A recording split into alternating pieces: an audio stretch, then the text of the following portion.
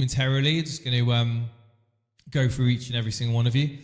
Steve, so have you determined what you're going to be doing for Game Week 1, or are you still open-minded?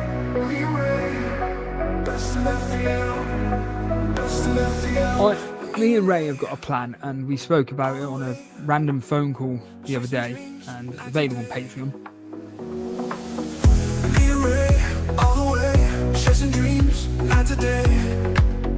I genuinely am blocking out the noise. To be completely frank, I said to Ray, I am really, really, really happy.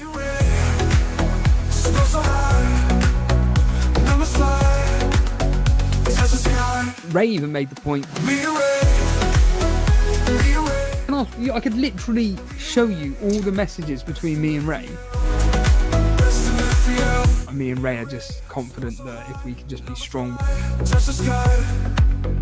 the way we're going about things this season, I think we're going to do pretty well. Me and Ray pretty much did that. We sent each other our drafts without speaking to one another, and to be completely frank, of the 15 players each. And I'm telling you for free, of the 15 Ray, the co-pilot, right? The co-pilot, is that right? Co-pilot, yeah. With what we're doing, our price points are spot on.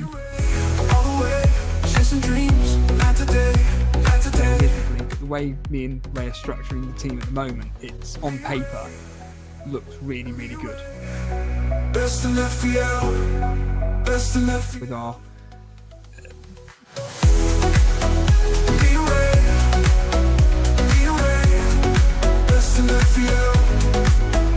the Game Week 1 team that we've come up with, it's for me, I'm very, very happy.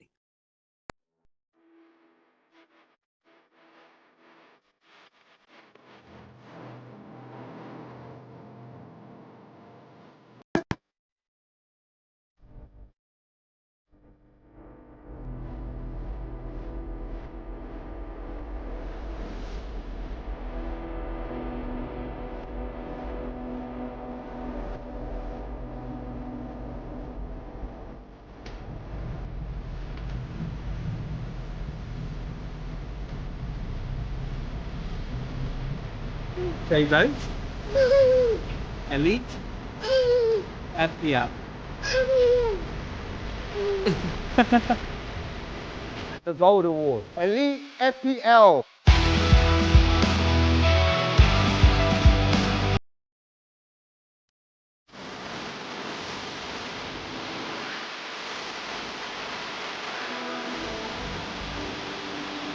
Johnny.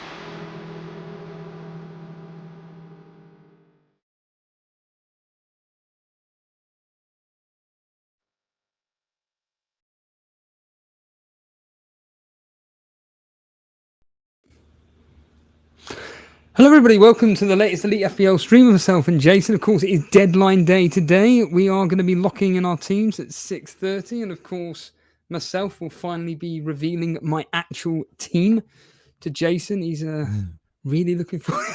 Yeah, I've been up all night dreaming and I'm like thinking, what's he going to have in his team? Jason's really Dewsbury. Jason's just revealed to me some shocking news. Shocking news regarding his team. We'll get onto that in a minute. Shocking. But yeah, good afternoon, everybody. Welcome to the first deadline stream I think me and Jason have done for. I couldn't even tell you. It's been years. Two and a half years. Maybe no, 3 years. 3 years. 3 years. 3 years. It's got to be. No. Yeah, it's been a long time. It has been a long time, Jace, and we welcome everybody to the live stream and welcome, and make sure that you are hitting that subscribe button, like button if you do enjoy the content myself and Jason bring you across the whole season. I'm going to get a bit of admin out the way first. Quickly, just a big shout out to Alex Vollo. Thanks for the thumbnails that you do. Also, if you want to join the YouTube chat league, the public league, the code is in the description. And I've just seen someone say in the chat about the Patreon Trophy League. If you do want to join the Trophy League, by all means, you can do, but you need to become a $4.99 tier list member, and the closing date will be the Game Week 2 deadline. Other than that, you can become a member for the channel for 99p, and you'll be eligible to go into the Members League as well, the Let's Go Mini League. Other than that, Jace, who is in the chat? Who's here to join us on this deadline day? Let's say hello to the people in the chat. We've got Glenn Fossum in the chat here. Can't remember the last time I was here this excited about FPL season. They've done a great job this year, starting without no Mo and no Haaland. Kevy's in the chat. Big love, excited for this one. No Salah Haaland. Here we go. Please don't burn me too much. Ace Adventures here. We are so back. Kevy, thank you so much. Kevin Kelly here. The day is here. Good luck all. We've got Connor in the chat too. Hello. RBSR5. There we land. Deadline in 2 hours. RB's in the chat. Has the Trophy League started, or is this later on? Says RB. Steve-O, has the Trophy League started? Yeah, as I just explained. Yeah, you just got to sign up for Patreon $4.99. Yeah, there we go. Patreon $4.99. Matthew Azayeshi's in the chat here. Good afternoon, Cinnamon. Good afternoon, Fire Talk. 6 weeks to prep, and Jace is still tinkering with his team. Face palm. Here for the lads. Let's chat. Sod all this template formula bollocks, says Tom Murrell in the chat. I like it, Tom. PK7. Hi all. Hello to you, mate. Ace Adventura. We've got Jack Burns. Is Ray influences Steve regarding Arsenal or any Spurs players? We'll find out. But Steve-O, is Ray influencing you on any Spurs or Arsenal players? There is one player which I personally... There we go. Personally have got a bit of contention with, but I'm not arguing with him. We've had our discussion about it, and we're set. We're set. Me and Ray. Yeah. Hold on a minute. Yeah, good. Tell the audience about the intro/video you put together, please, Jay. Me and Ray. Tested FPL. Where did this come from? Tested FPL. Me and Ray. Let's go so high to the sky. Where did it come from, mate? It's just because you kept saying me and Ray all the time, and I was like, oh my god, I must make a music video out of this. So, you know, tested FPL. Yeah, oh man. Admittedly, it's more about me and Ray, but yeah. It's about you and Ray, yeah, absolutely. I say bring back the AI Elite FPL. The AI Elite FPL. I want that back. Elite FPL. Yeah, of course. The one that you sing along to. Yeah. We've got Ricky Kai. We've got Genius Gamer in the chat here too. Wolfie. If you haven't already, hit the like button and subscribe to the channel, guys. Let's get the numbers up. Nicola's in the chat. Nicola Carr saying hello, Nicola. That's Mr. Reed. That's it's not an under alias. Yeah. Okay, Mr. Reed. Oliver Wareham. Hello to you, my friend. Hoping for a classic Premiership season. Feels wide open between the top four. Slim's in the chat too. We've got Harry Dawson. We've got Gabriel DeRop there. We've got Callum Grant. We've got Mike FPL. Raptor stream has crashed. I'm sure they'll all head over to you. Really, I think Raptor he'll be getting back on as fast as possible. It's the deadline. Surely he ain't going to just stay offline. Jojo's always here in the background. Lemon says he can't wait. Zimmy's here. We've got Jojo. Man Crush. Me and Ray, the Man Crush. Odin, good evening, Odin. NJC, hello, welcome, Paulie. Hello, David. Right, I've been tinkering with my team, Steve-O. It's the deadline. Yeah, what? I'm literally going to do this now just to annoy people. I'm going to be putting a goal in chat for the next 10 minutes. If we can raise $100 or £100 in the next 10 minutes, I'm going to reveal my team early. That's how desperate we are for money. But in all seriousness, you revealed just a minute ago. Yes. That essentially, you've been tinkering around and you're going to... Well, I've hit a button to save it. So I've been doing more than tinkering. And I'll be honest with you, I wanted to keep tinkering, but I can't now because I'm live on this channel. But yeah, I've changed my team a little bit, but now I'm not. I don't know. Because reindeers, the whole thing about reindeers, because of Rodri traveling with the team, has kind of got me a little bit like, But then, Has he? yeah, I Where don't did you know. read that? On Reddit. Where have you read about Rodri travelling with the team? What are you on about? Yeah, I read it He's literally been ruled out. No, he's fit. Where have you gone? Uh-oh. Rodri? Yes, mate. Here we go. Let's have a quick read here. Here we go. Right, so here we go. So do you want to know what my team is? Well, please do. Yeah, please crack on and let the audience and myself know exactly what's going on here. Sanchez in goal. No change there. Wan-Bissaka, Konsa, and Van der Ven as a back three. Rangers, Wirtz, Gakpo, Salah, Fuck off. Haaland, Pedro, Shesko. What? Yes. Yeah. No. You're taking the piss. Check it out. I'm gonna have to go on stream here and check this because what is this up on screen as well? Yeah. Yeah, mate. This is up on screen. Come on, I'm gonna get you. I'm gonna get you a little. Triple Liverpool attack. I'm calling this the trifecta. The trifecta. This is a joke. Are you actually going to go into game week 1 with this? I've got him rattled. Ladies and gentlemen. That's forget the trifecta. That's the Terminator. That is ridiculous. Mate, I'm open to absolutely punish people. And do you want to read out the bench quickly? Not really. Not really. Esteve, Rodon, and King. All going to get minutes. They are going to get minutes, so it's not like they're dead weight, but it's nothing to sing and dance about. And I would say my 11 is okay. Midfield looking a bit light with no Saka. Looking a bit light. I don't think it's looking a bit light. I think it's looking a bit stacked with one team. I don't think it's looking light. If Liverpool score 4 goals and Wirtz and Gakpo and Salah get involved in all of them, I'm not thinking it's looking light. But you are right. No Saka or Parmo in this team. But yeah, with Ekitike, Pedro and Haaland, my midfield is looking a bit light. Oh, sorry. I have to apologise to Jack. He wasn't saying that my midfield is looking light. You're saying that his midfield is looking light. With Ekitike, Pedro and Haaland, my midfield is looking light. Maybe you should do what I'm doing. Just spread that money out. The 7.5s, my friend. Well, bench? Paul PK7 is saying here, well, when Liverpool win 5-0 later, it will pay off. Yeah. And Andrew Ferguson just quickly saying the key man Vardiol has been ruled out of the opening weekend, as has Savinho, Rodri, and Phil Foden. What? Vardiol has been ruled out. Oh, there we go. That's better now, right, chat? It's better now, right? Here we go. Oh, yeah. Sorry about that. Sorry about that. Wait. Andrew Ferguson says it's a brilliant 11. Hold on a minute. No, let's just rewind. Vardiol's being ruled out.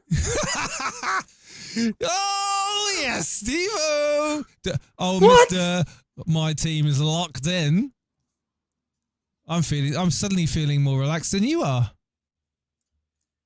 Sorry, where the fuck has this news come from? When all of a sudden, the other day, Rodri is never playing for Man City again for 6 months, and now all of a sudden, Guardiola's not playing. Me and Ray in the mud. In the mud. In the mud. Worst at FPL. Worst at FPL. Sing along. How much is this? In the mud. Worst at FPL. Worst at FPL. Me and Ray. Can you just sing for 2 hours? We ain't got a clue where to put in our team. Me and Ray. All the way That's to the actually bottom of taking the me aback. league. I did not know that. Have all the injured players. Dear, Have all the dear, injured oh players. dear, oh Me and dear. Ray going down.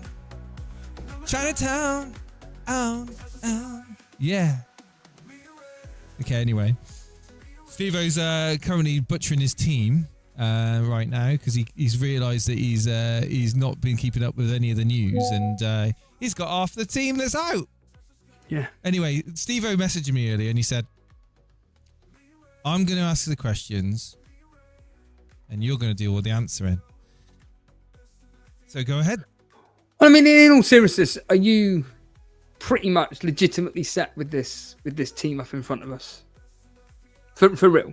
Or is there going to be, this is just a clickbaity style, not that it's hard to clickbait, we're not exactly pushing that team out there, but what is the likelihood of you ending with this team? Because I agree with Paul, just stick with it. Mate, there's a reason I press save. There's a reason I press save team. This isn't a screenshot, mate. It is. So just read out again, please. Just read out again. Okay, Sanchez in goal. Wan-Bissaka, Concert, Van der Ven. As my 4.5 back line. Reindeers, Wirtz, Gakpo, Salah, Haaland, Pedro, and Šeško. As my forward 7. He's writing it down. He's messaging Ray. He's like, shit, we need a conference call right now, Ray. Jay, carry on talking to the chat. I just need to have a chat with my co-pilot over there. Anyway, I like that team on the screen, says JC. Cinnamon, I think he said Rodri wouldn't be fully fit until after the first international break, but he has travelled with the team. Play the ice cream tune for Steve-O, says Lee Brunt in the chat. Sorry, Steve-O, mate, for the bad news, says Andrew Ferguson. David, is there Ray Skype call now? Yeah. So in all seriousness, you haven't revealed your team. You can you honestly say you haven't touched it for the last God knows how many weeks? Or have you been tinkering with it, Steve? No. I said on stream the other day that of the 15 players we can select, there are only 2 spots, 3 maximum that me and Ray were in contention with. 3 spots of 15. And then yesterday we had a phone call in the morning. And then this morning we had a phone call and we were very happy with the team. It's very template. If you go on Solio or FPL team review, it's that team. So there's nothing when I reveal my team where people are going to be like, oh my God, unlike this team here. Your team is sickening. The question is, though, what is your plan? My plan, my friend, is to just go with the flow. And because at the end of the day, if Liverpool hit the ground running against Bournemouth tonight, then I am not in a rush to get rid of any of those 3 assets. Okay. If Arsenal, I don't think Arsenal are going to have a great time against United at the weekend, so I can live without Saka for this weekend. Obviously, next week I might reassess that because obviously their fixtures are, who have they got next week? They got a good fixture next week, haven't they? Game week 2. Burnley. Liverpool. Help me out. No, Arsenal. Leeds, that's it. So yeah, I might reassess that. But certainly, for me, having Haaland and having Salah in my team is the catch-all situation. So if Haaland starts the season good, I'm not missing out because I've gone with Salah. And if Salah has a great start, then I'm not missing out because I've got both of them in. You know what I mean? Ideal world, they both do well. You know what I mean? How are you going to be getting in the likes of, say, Fernandes? Bruno Fernandes. I've got Bruno. Okay, Bruno Fernandes. Yeah. Do you think he is going to be playing in a number 10 position at Manchester United? Now we've got Cunha and Mbeumo, because I don't. I as a Man United fan, I can't. I do not think that. I do not think that he's going to be. Yeah, he might still have penalties, but I don't think he's going to be the final link between the midfielder and attack. I think he is going to be very much involved, but I think that they're going to be playing Cunha and Burmo in a wing, in a sort of like in a wide position, and they're looking to spread the ball out wide to then whip the ball into Sesko, because Sesko is an absolute giant and he's brilliant with his head, right? So if you're looking at the team, Amrim, you're like, right, get the ball into Mbeumo, get the ball into Cunha. Now try and whip that ball into Sesko. Yes, Bruno's going to have the odd free kick. Bruno's going to be on corners. Bruno's going to be most likely on penalties.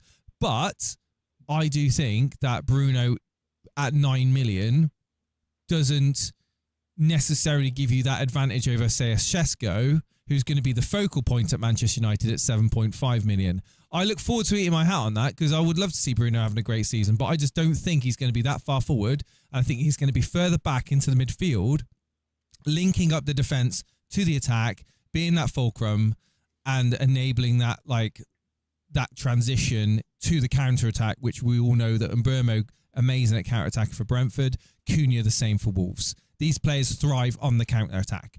The one player that, forget Bruno Fernandes, the one player that I'm absolutely worried about not having in my team isn't Saka, isn't that, it is Cole Palmer.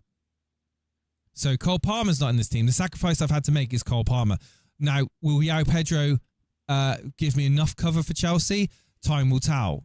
Obviously, last season, Cole Palmer started well, but towards the middle and the latter end of the season, he died off. He's been very good in pre-season, did well in the Club World Cup. However, in order to have Salah and Haaland in your team, you have to make sacrifices. I can't afford the likes of Saka, Cole Palmer in my team at that 10.5 price range. It has to be 7.5s, 8.5s. And you have to be disciplined with that. And of course, my back line is cheap and cheerful. The best I can get for 4.5 and 4.0. So that I have had to make concessions. But my hope is the four in attack with that triple up of Liverpool. Because I do think Liverpool are going to win games by a couple of goals. I do believe that. I don't think it's going to be 1-0, 0-0, 1-1. These games that Liverpool are playing, it's going to be like the days of when they had Suarez. It's going to be goals. Do you remember that? Was it under Rodgers? Liverpool fans in the chat. Do you remember when they were under Brendan Rodgers and all Liverpool were about was scoring as many goals as we can? But the difference is now they're more of a solid. They were more of a solid team at the back than they were then. And yes, they're going to be goals coming from different directions of Liverpool. But if I've got 3 of them, then I'm hoping I'm going to get my fair share of points from them. So that's my thinking. I'm hoping that Wirtz and Gakpo can kind of keep up with what I lose out of Palmer and Saka over the first few game weeks. Game week 3, the whole thing could be reassessed. I'm not having to wait until as long as you're waiting to game week 8 to wildcard, right, Steve-O? I might have to make serious changes before that, but you know what? This game's all about doing something different. And if you're going to win FPL, you're not going to win FPL by copying every single person else out there, all the content creators just following there and copying their teams. If you're going to win FPL, you're going to have to be doing something completely upended, but at the same time, making sure you're not doing something which is idiotic. I don't think this is idiotic. I think this is very much an alternative. That's what I would put this as. I don't think it's bad. I just think it's an alternative. I just want to put this team into the planner here. So you've got who are your front 3? Sesko is match fit. He has been playing games before joining United, so I have absolutely no fear about that at all. Who's the front 3 of your team? Sesko, Haaland, and Pedro. Haaland, Pedro, and Sesko. Yeah, that's ridiculous. That is absolutely fucking mental. This team, I'm just stick it into the AI and tell me what the AI gives. Well, I can tell you in a minute. What's the defense? Wan-Bissaka, Van de Ven, and Konsa. Konza, that's it, and then obviously the 4.0s, which is all playing. Which is Rodon and Esteve, who are all yeah. playing. They're all playing. Yeah. Do I have any doubts over Gakpo? I don't. I actually don't. I don't think I do have any doubts over Gakpo. I think he's great for 7.5. He offers great value. 7.5 million into a Liverpool attacking player right now. I have doubts over Gakpo if they sign Isaac. Yeah, absolutely. I have worries, but yeah. Just a dad posting stuff. That's a bloody awesome front. I've not seen this team anywhere. I literally came up with it earlier on today in the Discord, chatting to people in the Hangouts. This team will not be posted on the likes of Fantasy Football Scout RMT sites. Why, Steve-O? Because they would be absolutely going, you're not having these players in your team. You're crap. You're crap at the game. You don't have Saka. You don't have Palmer. You don't have Dewsbury Hall. And it's like it's all about the buzzwords for people. I think in a lot of these communities, and there are going to be people in the Discord that look at this team and they're like, you know what, it's too much of a risk. Triple Liverpool midfield is a risk. You are putting a lot of eggs in one basket with that. But you know what? I'm willing to deal with that. And I tell you what it is. Chat, Steve-O. I'm willing to deal with having 3 Liverpool eggs in my basket than having a Morgan Rogers, a Dewsbury Hall, in my team. I don't get excited about those players. I get excited about Liverpool. I'm a Man United fan. I don't like Liverpool. But guess what? I'm a realist. And I get excited with watching Liverpool. I know that when Liverpool line up... being a Man United fan. No, but you can't be a Man United fan when you're an FPL player, can you? You can't be you can't have your own blinkers on. You've got to appreciate what's in front of you. And Liverpool are the best team in the league. They're most likely going to win it again. Despite Arsenal improving on their attacking line, I do think that Liverpool it's their league to lose. I really do. I think Man City are going to have to give them a run for their money. But, I mean, they've built really well, Liverpool. And I think at the moment, Gakpo, without Isaac joining, I think there's a chance that he gets a decent amount of games, decent amount of minutes. So, you know what? I'm going to go with it. And I'm not going to let anyone else change my mind, because that's the thing, Steve-O, isn't it? You sit around long enough, you listen to people, they give you doubt in your mind, and then all of a sudden you're starting to change your team. So Firetug said, Boona in the Hangout said exactly that. Don't stay here too long. You'll end up changing your mind, because people will convince you that what you've done is wrong, and you start second guessing yourself, and before you know it, you're panicking. Yeah. Anyway. The upside to this team, like everything you said, I completely respect, and I'm just nodding and agreeing. To be honest, Scruffy, I have considered agree. Yes, I have. Yeah. I'm not going to sit here and dismantle it, but I think what stands out the most is just the defense, which isn't. I don't. And your fourth midfielder. I'm happy with Van de Ven. I'm happy with Konsa for Aston Villa. Aston Villa, I do have a lot of time for Aston Villa. I think the fixtures are good, and I like them as a team. The fixtures are good. I don't think they're that. They are. They're okay. I don't think they're. Well, they're not bad. Tell me the fixtures. Newcastle at home. Yeah. Although. Hang on, Brentford away. Yeah, it's okay. Crystal Palace at home. Yeah, it's okay. At home to Palace. Yeah, it picks up from Everton, game week 4. Yeah. I think the fixtures are okay. They're okay. For a 4.5, you're not going to get much better fixtures for that price. You know what I mean? And he's a playing defender in Aston Villa. So Wan-Bissaka, yes, you got a good argument there. West Ham are not exactly amazing, but I'm getting Wan-Bissaka in the hope that he's going to get at least 2 DEFCON points per game with his defensive contributions and tackles. That's what I'm hoping. Not necessarily his clean sheets. So we'll see how that goes. But again, you're scraping the barrel at 4.5. You've got a very, very, very small pool of players to choose from. You've got to go with the players that have proven that they can make interceptions, tackles, blocks, clearances, etc. You know what I mean? So, yeah, that's the best. And the thing with defenders, Steve-O, is that the jump from 4.5, like 6 million. I mean, I just don't see. I mean, Frimpong is a dream to own. If you own him in your team, it's great. But I can live with. I've got my attack. I've got my Liverpool attack in my team anyway. I look at this team, right, and I do this thing of where if I look at your team and go, oh fuck, we've got a problem. I know it's quite good. I look at that team and I think, oh fuck, your attack is incredible. That attack is just fucking insane. JJ Boderick for the membership. Now the thing is, Steve, I could have kept the secret, right? And you know what? A part of me was thinking, you know what? Do I tell Steve this? Do I announce this to chat? Because I know chat's going to look through this with a very critical eye, and they're going to pick holes. You're going to pick holes. Chat's going to pick holes. Well, actually, you've got this in the defence. Maybe I wouldn't go with Wan-Bissaka because there's better options out there, or a bit risky going with 2 4.0 defenders. But again, you have got to make sacrifices to have Haaland and Salah in your team. £28.5 million tied up into 2 players. You have got to make sacrifices. My sacrifices are on the bench at 4.0, 4.5, and the defence. I don't think they're sacrifices. Rodon and Estef, they're 2 guaranteed. Well, they're not sacrifices. Well, what I mean is price. Okay, price sacrifices. No Saka, no Farmer, of course, which is heavily owned. But the thing is that people aren't going to be captaining Palmer this week, so I'm not really that worried. You know what I mean? You say that there are people that aren't going with either Haaland or Salah. What have you got to say to them? Because people are going without Haaland and Salah. I think are taking advantage of the likes of the 10.5s. The Bruno Fernandes. Maybe Marmoush at 8.5. Again, Ollie Watkins, Gyökeres, 9 million up front. You've got to have.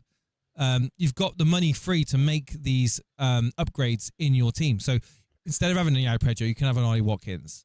Instead of having a Sesko, you can have a Gyökeres. You can have a Saka in your team. Again, you've got money to throw around. You've got Frimpong. You got Nuri. You have Van Dijk in your defence. You can throw that money into your defence and prove it, and essentially have talisman within the teams. More teams than what you would have with just having, say, a Salah or a Haaland. Now, I've gone my direction, but do I look down at people that have gone Haaland, no Salah? Absolutely not, because it's a different strategy. And I like the team. I think there's no right or wrong. Brilliant. There's no right or wrong about it. There's nothing wrong about going no Haaland, no Salah. There's nothing wrong about going with Haaland, Salah. Absolutely not. As long as you make a team that's going to get you minutes and give you the best possible chance of points. That's all you need to worry about. I love this team. I think it's fucking fantastic. Let's see if there's any interest. I mean, I've done a poll. The poll was, has Jason gone mad with this team? 51%. It was 50-50, but it's very, very tight. I think we can call it a 50-50 draw, to be honest with you, because let's get 5 more votes. 5 more votes to make it 100. Has Jason gone mad with his team? Ray's just voice messaged. Is Ray watching right now? Is he going to be slagging Jason's team off? Gabriel Abonglahor in the chat says Watkins has outscored Haaland in the last 2 seasons in a row now at FPL. Why do you always overlook him, Jason?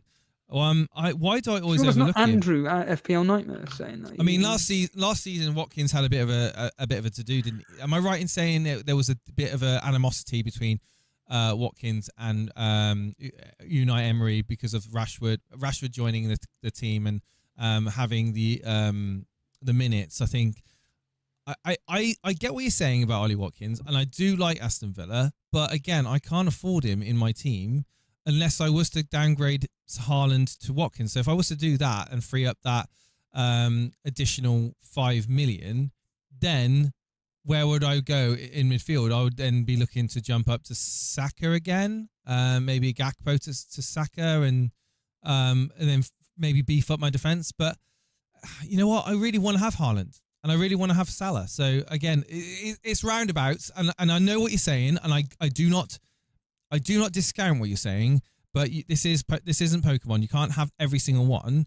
So what I'm trying to do is just build my team around 2 premium players, which some people have got neither of, and then look at having a respectable 11. And a respectable 11 is what I believe I have there, and a bench that's probably just going to fill me in with 1 or 2 points. You know what I mean? So, yeah, you make a good point. You make a very good point. Watkins, am I overlooking him? I probably am. yeah, if I'm being honest with you, I am. I don't think you are. I don't think you're overlooking Watkins. Their fixtures, like I said, they're not. I'm not saying they're horrible, but they're not great. And I think there's better strikers with better fixtures, i.e., who you've picked. I mean, Sesko. Why have you picked João Pedro? Why have you picked João Pedro then, who has got the same issues as Watkins last season with Jackson and Delap? I mean, again, I can't necessarily argue with your point. You make very good points, Gabriel Abonglahor. But again, with my strategy of 7.5 valued players in Gakpo, Sesko, Pedro, okay, 8.5 of Verts. But then with the 8.5 of Verts, I brought in Rangers, which is 5.5, which then offsets it back, the average back down to 7.5. If you get what I mean. So I've had no luxury to jump to 9 million.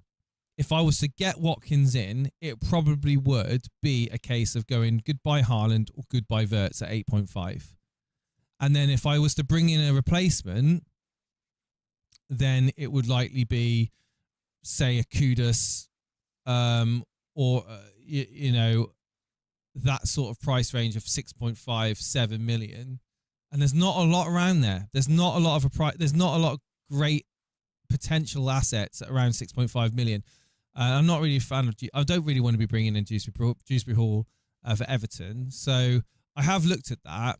And I even looked at Gyökeres at 9 million as well as a punt instead of Sesko. But again, we're moving away from this whole price points around Haaland and Salah being averaging around at 7.5. I have to keep it around that. And fortunately, Pedro and Sesko give me that ability to do so up front. And obviously, Gakpo being at 7.5 as well. I think it's an absolute bargain. So yeah, I get what you're saying, but I think to do what you're saying, I'd have to sacrifice one of Haaland or Salah. But yeah, 1-0 Liverpool. Kirk's assist for Szoboszlai. Can I just make this point? I've had a bit of I didn't realise this until literally JJ has just made this point. So our YouTube chat code has been wrong for the past 2 weeks, Chase. I've had a 33 in there. Clearly there's been a mistake. The actual I've now pinned the YouTube chat league. If you want to be participating, it's there. There we go. Pin it. It's pinned on the YouTube chat. So there we are. I have it there. Mr. Scruffy saying, I think you could afford Haaland and Rangers to Watkins and Palmer. A tough decision, but I like what you're doing there, Jace. The thing is, I don't want you reading this chat, Jace, because it's just going to persuade you to go down a route of it doesn't matter. It doesn't matter what team you have. If you put it up there for public scrutiny, there's going to be comments, concerns, suggestions made to you to make you reconsider. This is nothing new at FPL. There's a reason why Steve-O said in the past, I'm staying off social media. I'm staying off YouTube. I'm not listening to podcasts. I'm focusing on my team, because if I listen to the noise, the chances are I'm going to doubt myself. And if I doubt myself, then then who's playing the game? Who's playing the game? Because if you're just going to go to someone else's stream or go to a website or go to an AI and you AI suggest my transfers, blah blah blah blah blah, suggest my starting team, blah blah blah blah. So you're willing to do that. That's fine. But you're not playing the game. You are not playing the game, and you're not going to win FPL by doing that. Because if you are going template or going with the safety picks, you're always going to be behind the people that are going Maverick and getting the points. When I was listening into Andrew's stream, I know he's in now, and FPL Nightmare, and his team is fantastic. His plan is fantastic. Very not yours is like an extreme version of what Andrew's doing. Just all out attack. And just while I'm saying that, just please make sure that you are subscribing to the channel and liking the stream. If there are anybody out there that wants to join our Patreon mini league for the tier of $4.99, you get to be involved in the Trophy League, plus you get the chance to listen to bonus podcasts. You can also join the YouTube chat league, which is up in the chat right now. It's pinned there. It's NDADRV. That's the code there if you want to join there. But yeah, Jace, I think that you're bang on the money.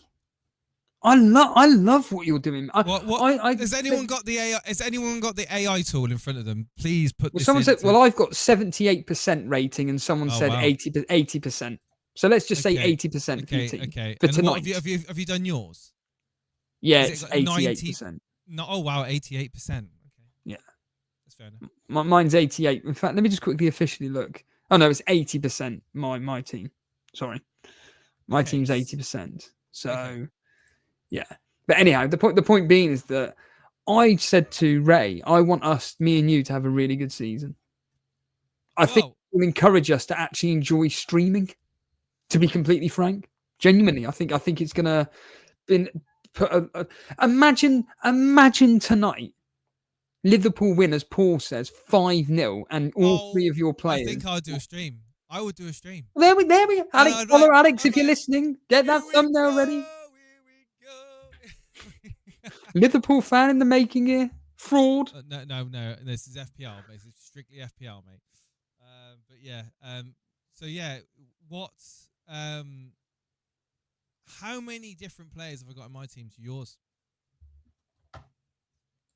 All right, that's a good question, actually. All right. Let's have a look on Plan FPL. So here we go. So, of course, I've got the wrong team. At your team here, we've got 1, 2, 3, 4, 5, 6, 7, 8, 9, 10. 10 same players? No. 10 different players. Oh God, I was gonna say. I thought you were on about same players. 1, 2, 3, 4, 5. No. Quickly write that one down. 6, 7. Ray, I tell you what. Ray, you getting this, mate? 10. I have to. In all seriousness, your front. Well, 6 of your front 7 are fucking disgusting. Pedro, Haaland, Sesko, Gakpo, Salah and Wirtz. Are you fucking taking the piss?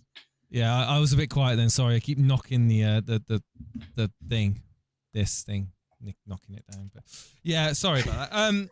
Right. Mental. I mean, yeah. So, do you know what? I was genuinely not going to share this team, and I was thinking if I do, I'm going to get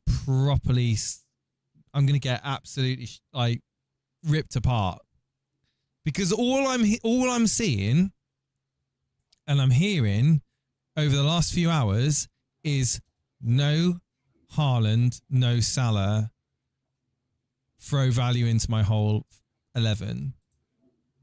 And then we got Matty who's doing a bench boost, and I actually thought like 20% of me thought, should I do a bench boost? But then I thought, nah, can't be bothered with that.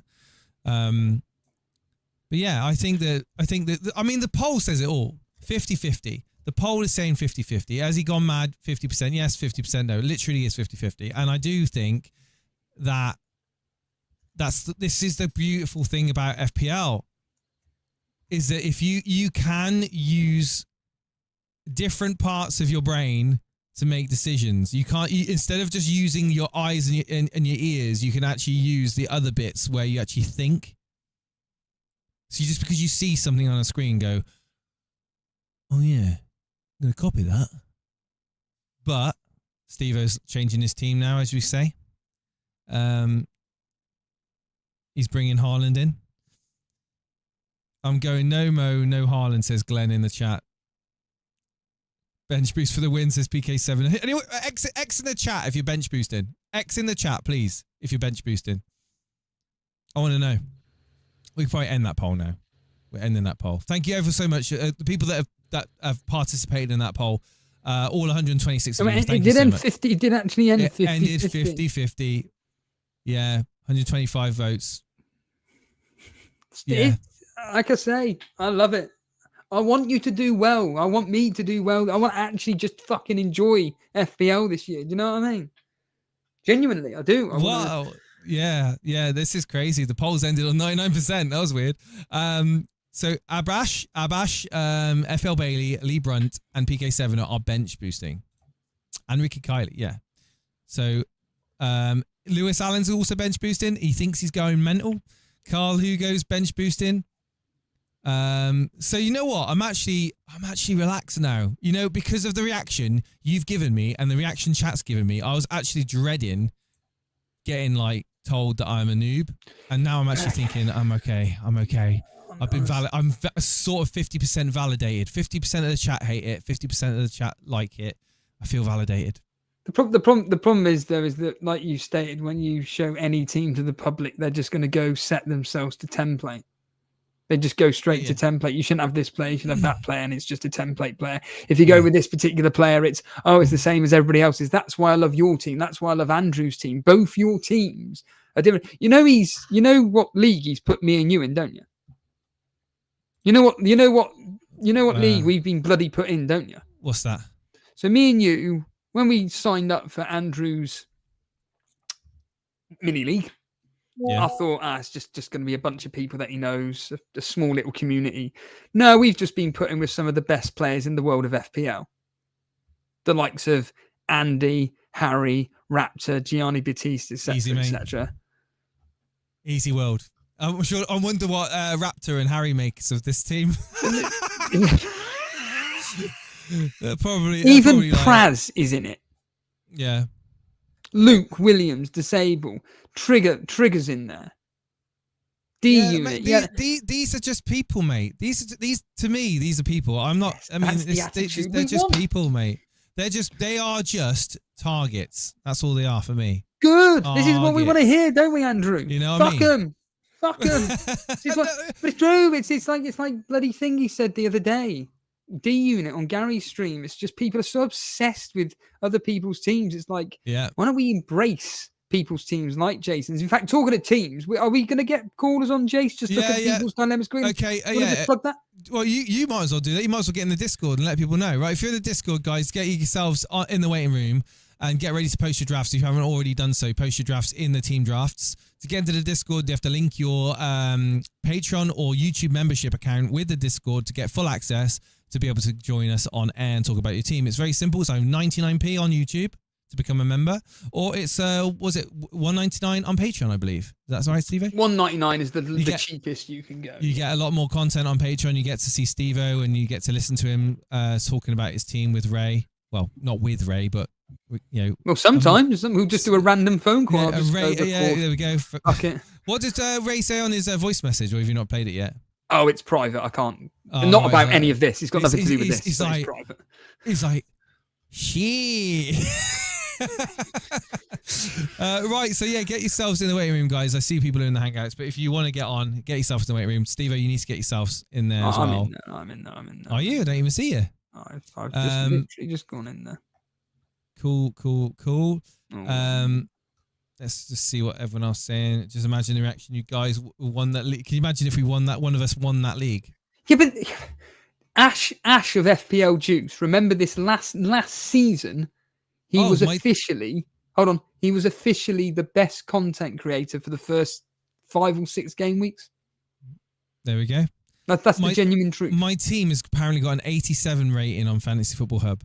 Okay. Okay. Yeah, but that's because you got Salah and Haaland. Well, there you go. What do you think of Spurs double up in defence? Porto and Romero. Pedro Porro, you mean? Porro and Romero. Yeah. Well, it's a guaranteed clean sheet. Yeah. In the 1-0 win that they will have against Burnley tomorrow. That's triple Burnley for me, says Dan in the chat. I don't know about that, mate. Yeah. Triple Burnley, that would be Esteve Dubravka and Sonne. Or Hartman. Yeah. Hartman could be one. I was listening into the Beho End podcast and they were saying this Hartman could be bombing it down the wings. Bombing it down the ring. Wait, yeah, it's a 4.0. So, what happens if we don't get anyone join us on Discord? Or if they don't join us, why don't you bring up at least a team? We can just look at it. So we got Ricky there. You can bring up his team, which is apparently a bench boost. You can just click on that. Ricky's bench boost team. Ricky's game week 1 bench boost team. If you want to take away the attention from your own personal team, we'll just quickly look at this one team for 2 seconds. Just see a quick game week 1 bench boost team. See what me and you think of it. So bench boost, he's got Pedro Porro, Consta Wan-Bissaka, Oh, similar to backline to me. Salah, Kudus, Dewsbury Hall, Palmer, Watkins, Pedro, and Ekatike. I like Ekatike. 8.5. Not bad. No Verts, of course. We got Verbruggen in goal on his bench. Anderson, De Cooper, and another Anderson. 2 Andersons. Yeah, the Fulham one and the Nottingham Forest one.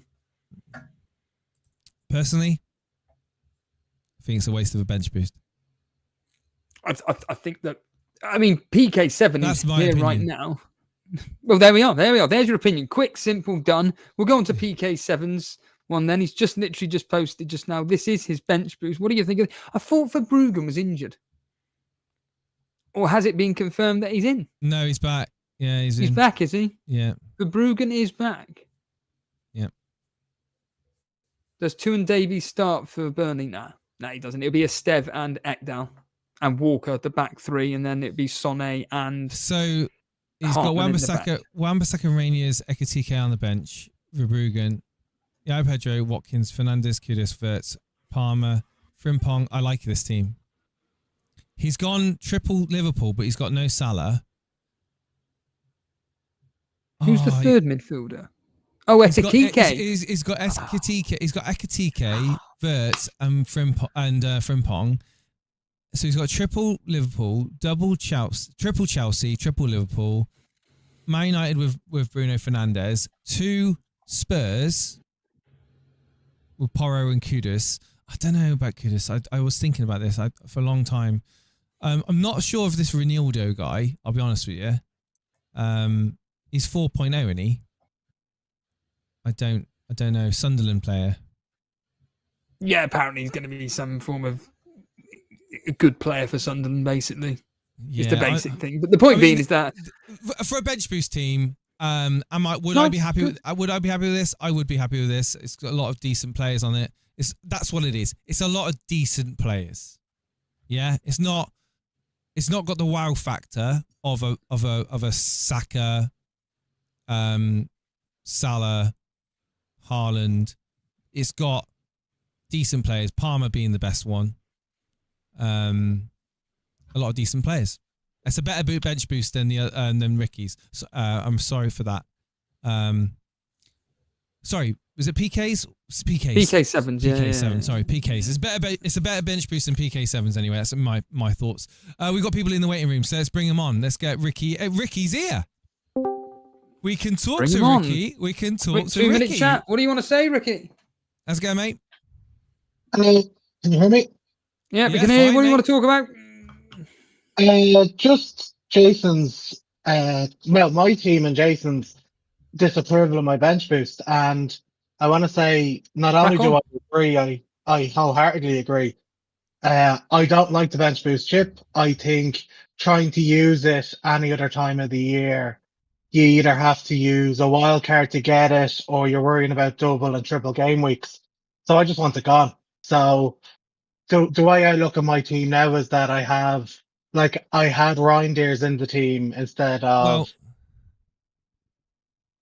Shrewsbury Hall. Sorry. No. I get what you're saying, but to basically rebut your point about having to use your bench boost and plan around it. If I wanted to, I could bench boost game week 2 with the team I've got. I've still got 3 playing players on my bench and a playing goalkeeper for game week 2. Admittedly, they are shit. Yeah. But I could still burn my bench. If you're on about burning your bench boost game week 1, I could, if I wanted to, burn my bench boost game week 2. That's all I'm saying. I don't want to sound like I'm disrespecting your decision. I'm just saying that with the whole the mindset that you put across to me was just burn that bench boost early on, because you're not going to have an optimal time to play it in the first half of the season until obviously the second half, when you've got congestion, the fixtures, etc. I'm saying if you can burn it, you can burn it. As long as you've got playing players on your bench, you can burn your bench boost theoretically any game week. As long as they stay playing, right? Yeah, oh yeah, 100%. But what I anticipate anyway is that I'm hoping and I'm fairly confident Brighton should keep a clean sheet against Fulham. They haven't been great in pre-season, so I'm hoping that De Coupier and Verbruggen get me 6 points each. So it's not a case of set it and not have a bench set up for it. What I want to do is I want to basically have a strong bench that I can create, and then in game week 2, I move on, say the QPA, Forest Devs, and then I slowly bring Dewsbury Hall up to like Rogers. So my plan is to have as strong as bench as possible now, and then over the next 4 to 5 game weeks, start to get in a similar bench to yourself, Jason. But then improving my starting team. So maybe moving Dewsbury Hall to a Rogers, looking at Ekatike, if he doesn't perform well, maybe putting him down to a Bowen and moving up another midfielder. And Yeah. and that's why. Sorry, go on. No. I'm carry on your point. Sorry, I thought you finished. No, and then similar to that, like having Ekatike, if it's 7.5, like Sheshko scores a goal against Arsenal, and then we have a better fixture in game week 2, it's an easy move down for me to get him. Or if Pedro Porro doesn't perform, so Absolutely, I absolutely. think my Yeah. bench here, I think my bench here, like I want to get about 10 points off my bench between the two Andersons, Van der Bruggen and the QPA. And Yeah. then I slowly want to sort of improve my team over time to get it to not exactly the same team as you, Jace, but somewhere similar where I have three big Liverpool assets and things like that. But The game week main 1, get it gone. I understand your argument. The main argument against your argument is that a lot of people are waiting to see that how players perform before they decide to hit their bench boost. Certainly, whilst I completely understand your logic behind planning out things, ifs and buts and maybes with players and upgrading the likes of Dewsbury Hall. Obviously, you're moving into the game week without knowing how Ekatike is going to start off with Liverpool, but by all means, he has shown great promise in pre-season. I think that there's no wrong answer here. There really is no wrong answer here. You've got a team that's playing. You've got 15 that's playing. They are going to get you. They are going to get you what you expect from them at their price points. There or thereabouts. You've got Ollie Watkins in your team. You've got Pedro. You've got Ekatike. You've got Salah. Kudos to Dewsbury. I mean, these are players that are being talked about and are in a lot of people's teams anyway. So you know what? I don't think it's the worst decision, bench boost in game week 1, if you just want to get rid of your bench boost because you just don't see the use of it, and put more value into the second half of the season's bench boost. Let's be honest, bench boosts are normally 10 to 15 points really, that you're looking to get out of them. And you're not ever gonna. It's not going to be life, or it's not going to be the win all end all chip, is it? Let's be honest, the bench boost. But you make points that are valid. I think the main argument against it is waiting to see when you got more data to play around with the bench boost. I think a lot of people are looking to wait. But a lot of people in the chat are saying, like, you know, people have got opinions, mate. Someone said it's not as good as my team, but my team's completely different. My strategy is completely different to yours. So why would your team be compared? Why would you compare your team to my team when you've used a chip? I haven't. You are working for a 15. I'm working to an 11. Yeah. So yeah. You 100%. So you can't. It's chalk and cheese. Completely different. You can't compare my team to this team. You can't compare this team to Steve-O's team unless he is bench boosting game week 1. Like we just went through Ricky and PK7's bench boost. I prefer Ricky's bench boost out of the two. And it's good to hear from you. It's good to hear your logic. And again, if you want to do it, there's lots of people that are thinking to bench boost game week 1. You spread that money out. You've got Salah in your team. You've got a decent 15 there. So make the most of it whilst you've got the opportunity to do so. You do you, my friend.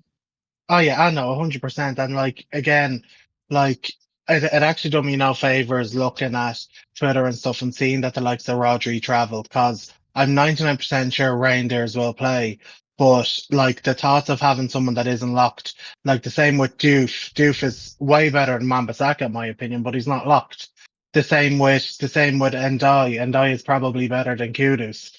But I don't want to have two Everton midfielders. If they lose 3-0, I have two 2-pointers because they're both attacking Everton players. So like I had to bear a lot in mind in terms of like I wanted to split my eggs in all the baskets. I didn't want to have two attackers from say Liverpool or two midfielders from Liverpool, say Ekitike and Salah are fine. Midfielders. Or three, yeah. But that's sort of it. And like the biggest game week for my team to decide if I had a good game or not. It's quite funny. It's my three bench players. If Brighton and Fulham have a 0-0 draw, I have 18 points. And that's all I want. That I put it in my super brew. 0-0 draw between Fulham and Brighton. If that comes true, I don't care what happens. Salah can blank. I don't care. That's what I need. A 0-0 draw there. Very good. Have you got anything to add, Steve-O, on this one? No, what I will say about Reinders is that he's an individual that could be your money maker.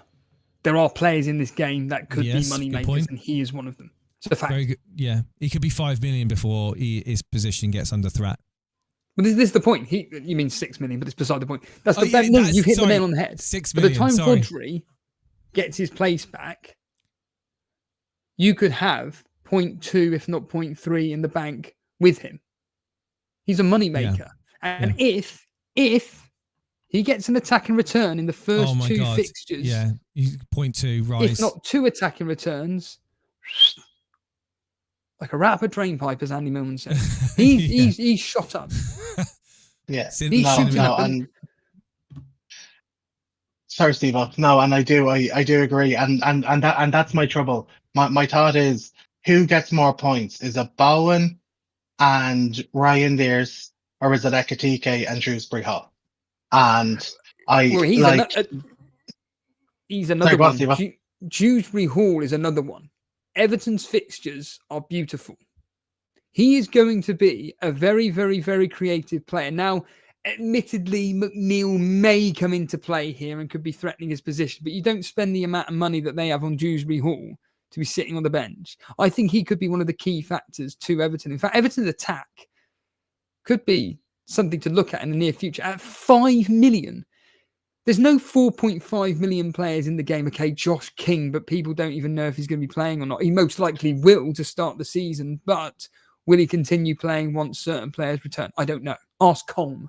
But someone like Dewsbury Hall, for Everton's opening fixtures, for 5 million, he could be another moneymaker. Genuinely, he could be an absolute moneymaker. And like Jason knows he's very normally good at this. Making money really does help you towards the latter end of the season. Yeah. Yeah. Especially when it comes to people that have got Salah and Haaland in their teams, it makes a difference. If you've got a couple of million extra in your team over your rivals in the mini league who can't afford to reach the 8.5 million mark in midfield or the 8.59 million mark in attack. You know what I mean? It could be the difference between having a Yao Pedro or a Gyökeres. You know what I mean? That money. Yeah. It's a big jump. But yeah, absolutely amazing for coming on, man, sharing your team with us. Cool. You're brave. You know, we say everyone that comes on here, you know, you are putting yourself up. And I don't know if you heard us talk about it a moment ago, but you are putting yourself up to critique, and there is always going to be critique. There's always going to be people that are going to call out, pick holes in your strategy. But at the end of the day, someone is going to get it smack bang on the money. And I guarantee it's not going to be a content creator. Yeah. Thank you for coming on, mate. No, I agree. Cheers. Thanks, guys. Cheers, Thank you. Thank you, Ricky. Cheers. Bye. Just quickly go through a few comments in chat here. FPL Bailey saying the thing about Game Week 1 bench boost is that next week and the weeks to come is the real unknowns. You know who's starting Game Week 1, but onwards and bloody hell. But anyone can break their toe midweek like a random injury like Branthwaite. That is very true. You are throwing all eggs into one basket. Fozzie saying, how do we get on? If you want to come live on air, you just have to join the Discord. The problem is that you have to become either a member on YouTube or you have to become a Patreon member. That's one link your membership. Rules. Yeah. PK7 is asking Bailey, is he bench boosting it? Look, I don't think he will be. And someone did mention about DCL for Leeds. He will not be starting for the first 2 games. Calvert-Lewin. 0. Sorry, mate. Yeah, I can't take anyone that if anyone brings Calvert-Lewin in their team, I can't take them seriously. I'm afraid, and I will happily eat my sock if Calvert-Lewin becomes on the radar in FPL this season. In fact, I'm going to set that as a goal. While you start talking to animations, let's set that as a goal. Animations has joined us on the live right now. Animations, this is your team up on the screen. Is this your game week 1 lock? Yeah, I think the majority of it's locked. What do you mean the majority of it's locked? You're what, an hour away from deadline? No, but I mean, like, there's only really 2 topics I was going to come on and talk to you boys about. The first one would be, do you fear Palmer as an asset, or do you think I should be aggressive and do the aggressive play and get captains early?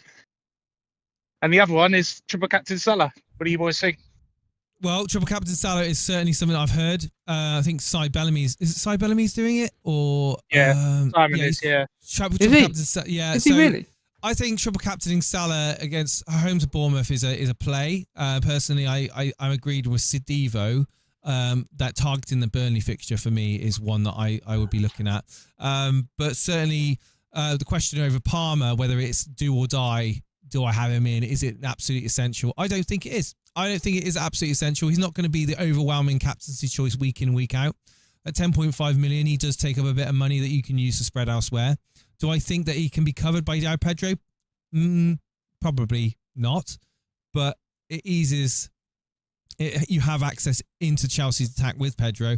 And I think that if you're smart, you can spread funds around. I mean, like for me, you could, in this team, you could decide to get Gakpo in for Kudus and then downgrade Palmer to a Saka. Do you know what I mean? Or I have looked at that. There's options there with that money that you've got in Palmer, but you are looking at the template here with Palmer. Palmer is he the most percentage owned? Yeah, he is, isn't he? Yeah, 62, most percentage. 63, Yeah. So it all depends on whether you're risk adverse. If you're risk adverse, you go with Palmer. If you're looking to have an advantage early on, what can you do to have an advantage? Well, you can decide to go against the grain, but bring in other great options. Do I think that Palmer is on par with the likes of, Saka, with the likes of, I mean, I can't say Saka because that Saka's the same price, but if maybe Palmer is on par with Bruno Fernandes. You know what? I think it could be. For 1.5 million less, I think Bruno Fernandes could output similar amounts, but majority of people won't choose him over the other. I think Palmer's not got anything going off last season. If it wasn't for preseason and it wasn't for that Club World Cup game, Palmer wouldn't be 62% owned. Would you agree with that? Yeah, I'd agree. So I guess what I'm trying to say is do you value Palmer at 10.5 million? Probably not currently. Not with the strategy you and Steve were talking about the other day about maybe being aggressive with the captaincy and stuff. I love the Strand Larson pick. I do like him as a player, and I think he 6.5? Yeah, I've been hot on him all pre-season stuff. I think it'd be good with Arias being there. Potentially could be on pens as well. Steve, you've been quite quiet there looking at this team. He's unsure about Palmer. Do you want to answer his question regarding Palmer, whether or not it's is it wise to stay with the comfort and safety of 60%, or could you look elsewhere? Bear in mind we are less than an hour away from deadline. This team looks very similar. Yeah, like I said, I think the majority of it's locked. Template, isn't it? This team, Jace, there was a clue in what I just said. This is wink. This team looks familiar. This is for me a Salah. No, we're just going to overlook what I just said. Brilliant. No, Okay, fine. We'll just overlook what I just said. No,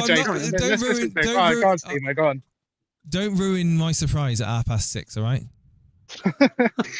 How dare you? I think animations has. How many players is? I don't even want to know. Have you been sharing notes with Ray? Animations? No, I haven't. This team is fantastic, though. It is fantastic. I do like it. That back line That back four is, I mean, Cucurella, Poro, and Frimpong and Sells. That's disgusting. That's disgusting. Nottingham Forest are going to keep a lot of clean sheets. Cucurella, the most attacking player for Chelsea. Poro, most attacking player for Tottenham. Frimpong is just a freak of nature. I'm sorry, but this is, for me, an excellent team animations. I don't think you need to worry about anything. No, I'm not. I mean, I think I've gone for the wing back situation at the start because I'm not 100% sure about this DEFCON stuff about how viable or how profitable it will be in the first couple of weeks. 2 points. Go get 2 points, mate. Yeah, I know, but I mean, like, is that better than a wing back getting a goal or an assist? I don't know. Yeah, but again, you've just got to look at it as a team. Whatever defender, any player, give or take, that is usually going to be putting in. So, like the centre backs or the central midfielders / defensive midfielders, they're going to be getting 2 points. If they didn't do a cut-off point, because me and Ray, I had a proper angry conversation with Ray. FPL fucked this up. FPL fucked this up big time because all FPL had to do is go for every 10 DEFCON tier list that we tick off, you get the 2 points. Every additional 5 DEFCON you get after that, you get an additional 1 point. But instead, they've just gone, nah, we're just going to cancel it at 2. Right, well, then it's no incentive. There's no real incentive, really. So if you take a Stev as a prime example, a Stev will always get you a minimum of 3 points a game. But are you going to play a Stev this week? I know you haven't got him, but I'm just making the point there. Would you play a Stev over Frimpong, who's going to be playing Newcastle next week? Probably not. I think no. I think with a Stev, I'd only play him over Poro and get into because obviously Poro would have C. But then again, I look at it, I'm thinking, is a Stev better than the attacking up Poro? Exactly. And I think I'd choose Poro any day of the week. That's the point. I think I'm agreeing with you in that. But that's the point. I'm here to be proven wrong. I couldn't give a shit. It's the same as D Unit. He couldn't give a shit. If he's proven wrong, great. But like Jason said, the best thing we know is what we know already, which is attacking defensive players are the ones you want to get with. Yes, the likes of Virgil van Dijk tonight could potentially get 10 points against Bournemouth with a clean sheet, 2 DEFCON points, and 2 bonus points. He could do that, potentially. But Frimpong will get the clean sheet, and if he really wants to, could potentially go for an attack and return as well, and bonus points. And could actually equal, if not better, Van Dijk. And I think it's more exciting to have someone like Frimpong. In fact, Jason, I'll ask you, I'm surprised you haven't got... I know you've got 3 Liverpool, but I'm surprised you didn't go with Frimpong at the back. Was he a consideration, Jason? What? Hang on. What are you talking to me about Frimpong for? Well, you were banging on about him the other day. How much is Frimpong? 6 million. Where am I going to get 1.5 million from? Yeah, but this is what I'm saying. I thought you would have gone with him instead of maybe having... Jace, Gakpo to Dewsbury Hall, and then you get that money, mate. There you go. No, Gakpo to Dewsbury Hall. What the fuck is with Dewsbury Hall? No, that makes sense. Who gives a shit about Dewsbury Hall? What's going on? Is he like, what is he like? Is he up for the Ballon d'Or or something? Why is everyone talking about Dewsbury Hall? No, he's on set pieces, isn't he, Jason? He could be. Oh, he's on set pieces for Everton. Yeah, Tarkowski gets a bullet header. There you go. Really got the assist. I don't even want to even think about Dewsbury Hall. Sorry, I'm sorry. Don't even trigger me. All right, that. Dewsbury Hall. Yeah, it's all right. Gakpo, Dewsbury Hall. Gakpo, Dewsbury Hall. Gakpo, Dewsbury Hall. Like it's no comparison. No. But then Wan-Bissaka, Frimpong. Okay, that starts to move it to 50. To me, it moves closer to 50-50 when you say that. But no, I'm not gonna go crazy arse about it for bloody Frimpong when I've got 3 Liverpool players in my team and Wan-Bissaka. Nah, it's fine. It's fine. I hope he doesn't do nothing. I hope Frimpong is just a flash in the pan. And it's he goes to Liverpool to ruin his career. I just want to quickly say this in answer to Odin. He says, if you don't believe in DC points, I do. But anyway, being worth it, you should logically go for the defenders with the highest goal-scoring threat rather than assists. That's very, very true. But the point is that if FPL didn't cap the points to 2 points, we'd be having a different conversation. But instead, they've capped it to 2 points. So you can pretty much just say, all right, then, Virgil van Dijk, he concedes and he gets 4 points.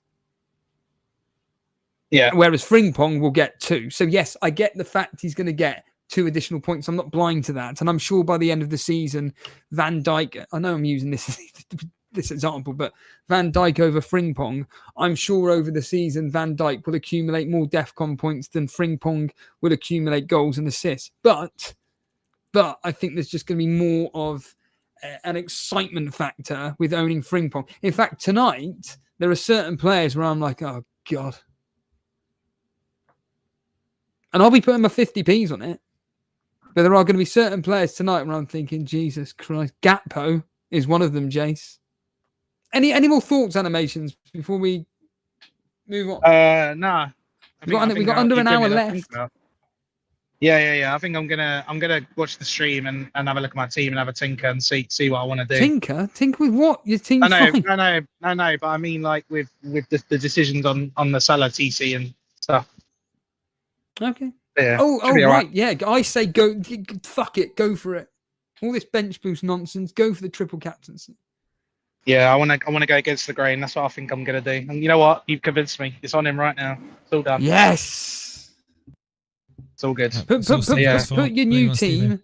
Put your new team in the Discord. What happened to fastest review ever, Steve? This has like been a 20-minute conversation. Can upload it to the screen. Well, we want clickbait. I could even put it in the title. Yeah, I'll do that now for you. Thank you, thank you, animations. Yeah, thanks, boys. See you soon.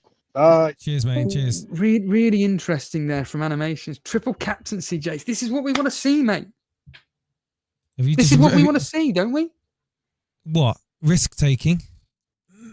He's a rival. Fuck him. He's a rival. You should be encouraging this. Sabotaging other people's teams live on stream. Fuck it. Why not? They come up with logical. In fact, no, animations team. I like that team.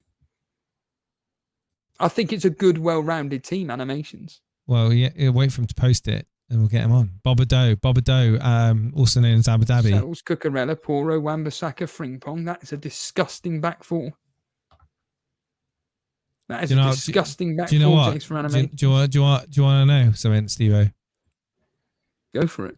Goals and assists get you points in FPL. Not 2 points from DEFCON. Yes. Why are you telling me this?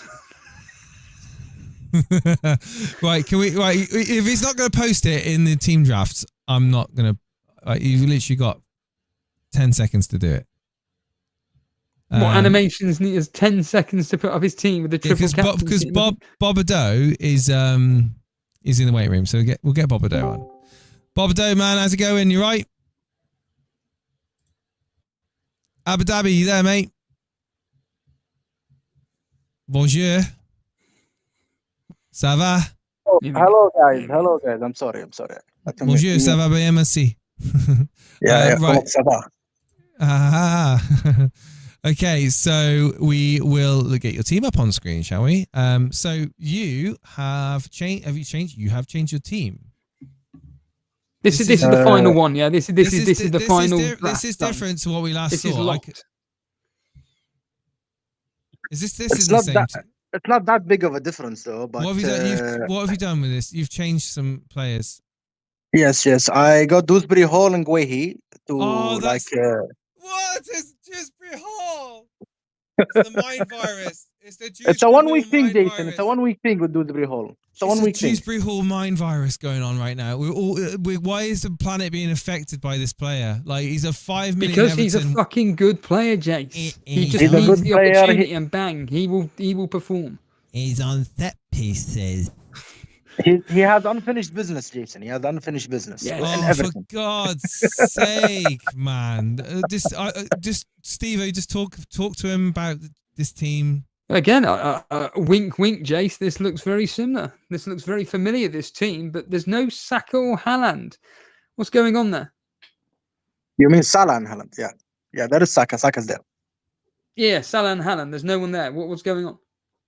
I will tell you right now. I like I said before, and I I haven't tell you said. what's going on. I tell you what's going on. Sorry to butt in, but I don't want to be rude. I tell you what's going on. No Salah, no Haaland. I'm going 6 million defender, 6 million defender, 10.5, 10.5.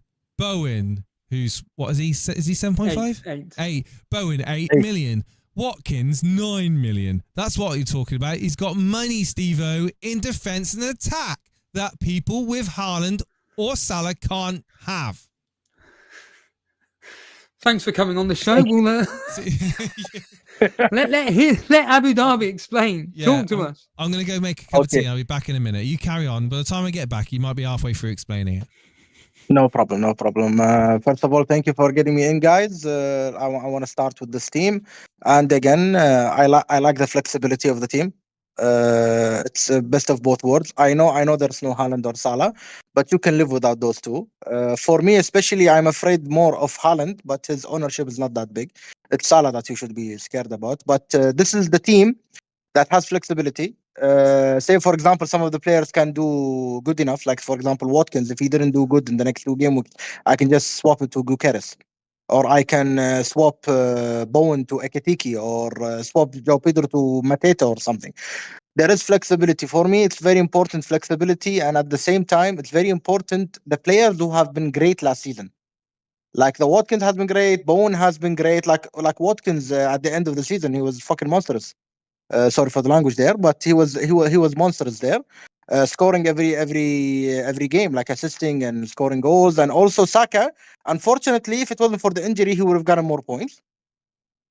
Saka, start of season, Saka is always great, especially against Man United. I believe he can destroy the Man United defense. A fit Saka can be scary. I went for Let's just rewind. You think Saka is going to destroy the Man United defense? Why? Yes, why not? Yeah, he's a good dribbler, good player. The guy has been a veteran in the league now. He knows the come and goes. He's very good with the assist, very good with scoring. He can pass that defender and score the goal. He can do it, Saka, and he has shown us that he can. Like I told you, unfortunately, it's all about the injury that happened to him that ruined his season. For me, but I believe that he will come strong if he was staying fit. The reason why I have Saka and Palmer is to mitigate Salah and Haaland at least. I have to have premiums to mitigate Salah and Haaland. So with having Watkins, João Pedro, Bowen also makes me feel more comfortable. I had basically 70%, 80% of the players since the start of doing the drafts. If you guys noticed, I showed you basically almost the same players since I showed you in the first draft. I still had Bowen. I believe in Bowen. I went to some cheaper options in the goalkeeper so that I can have more funds with other players. What I'm going for in the next 4 to 5 game weeks, I'm gonna have Gakpo against Bournemouth. Hopefully he does something there. After that, I'm gonna sell him for Mbeumo or Cunha for the next 2 game weeks because they're gonna play against Fulham and Burnley. After those 2 game weeks, I will sell Mbeumo again and get Gakpo back because he will play against Burnley and Everton. So this is the plan I'm doing. Whoa. Let's just slow down here. Tell me. Yeah. Have you got money in the bank? Yeah, 0.5. Right, because someone said here that you have, where the bloody hell is it? Someone thought that you may have had 3 million in the bank. Firetog saying regarding the fact that how did you get to... Here we are. Abu Dhabi saying, do you have 3 million in the bank? Firetog is saying here. Obviously not. You got 0.5. Yeah, 0.5. That's why I can go the Mbeumo route. Because Gakpo 7.5. Yeah. Okay. So you got a route into that. But what if these players start rising or dropping in price? You know, the volatility of the first few game weeks of FPL.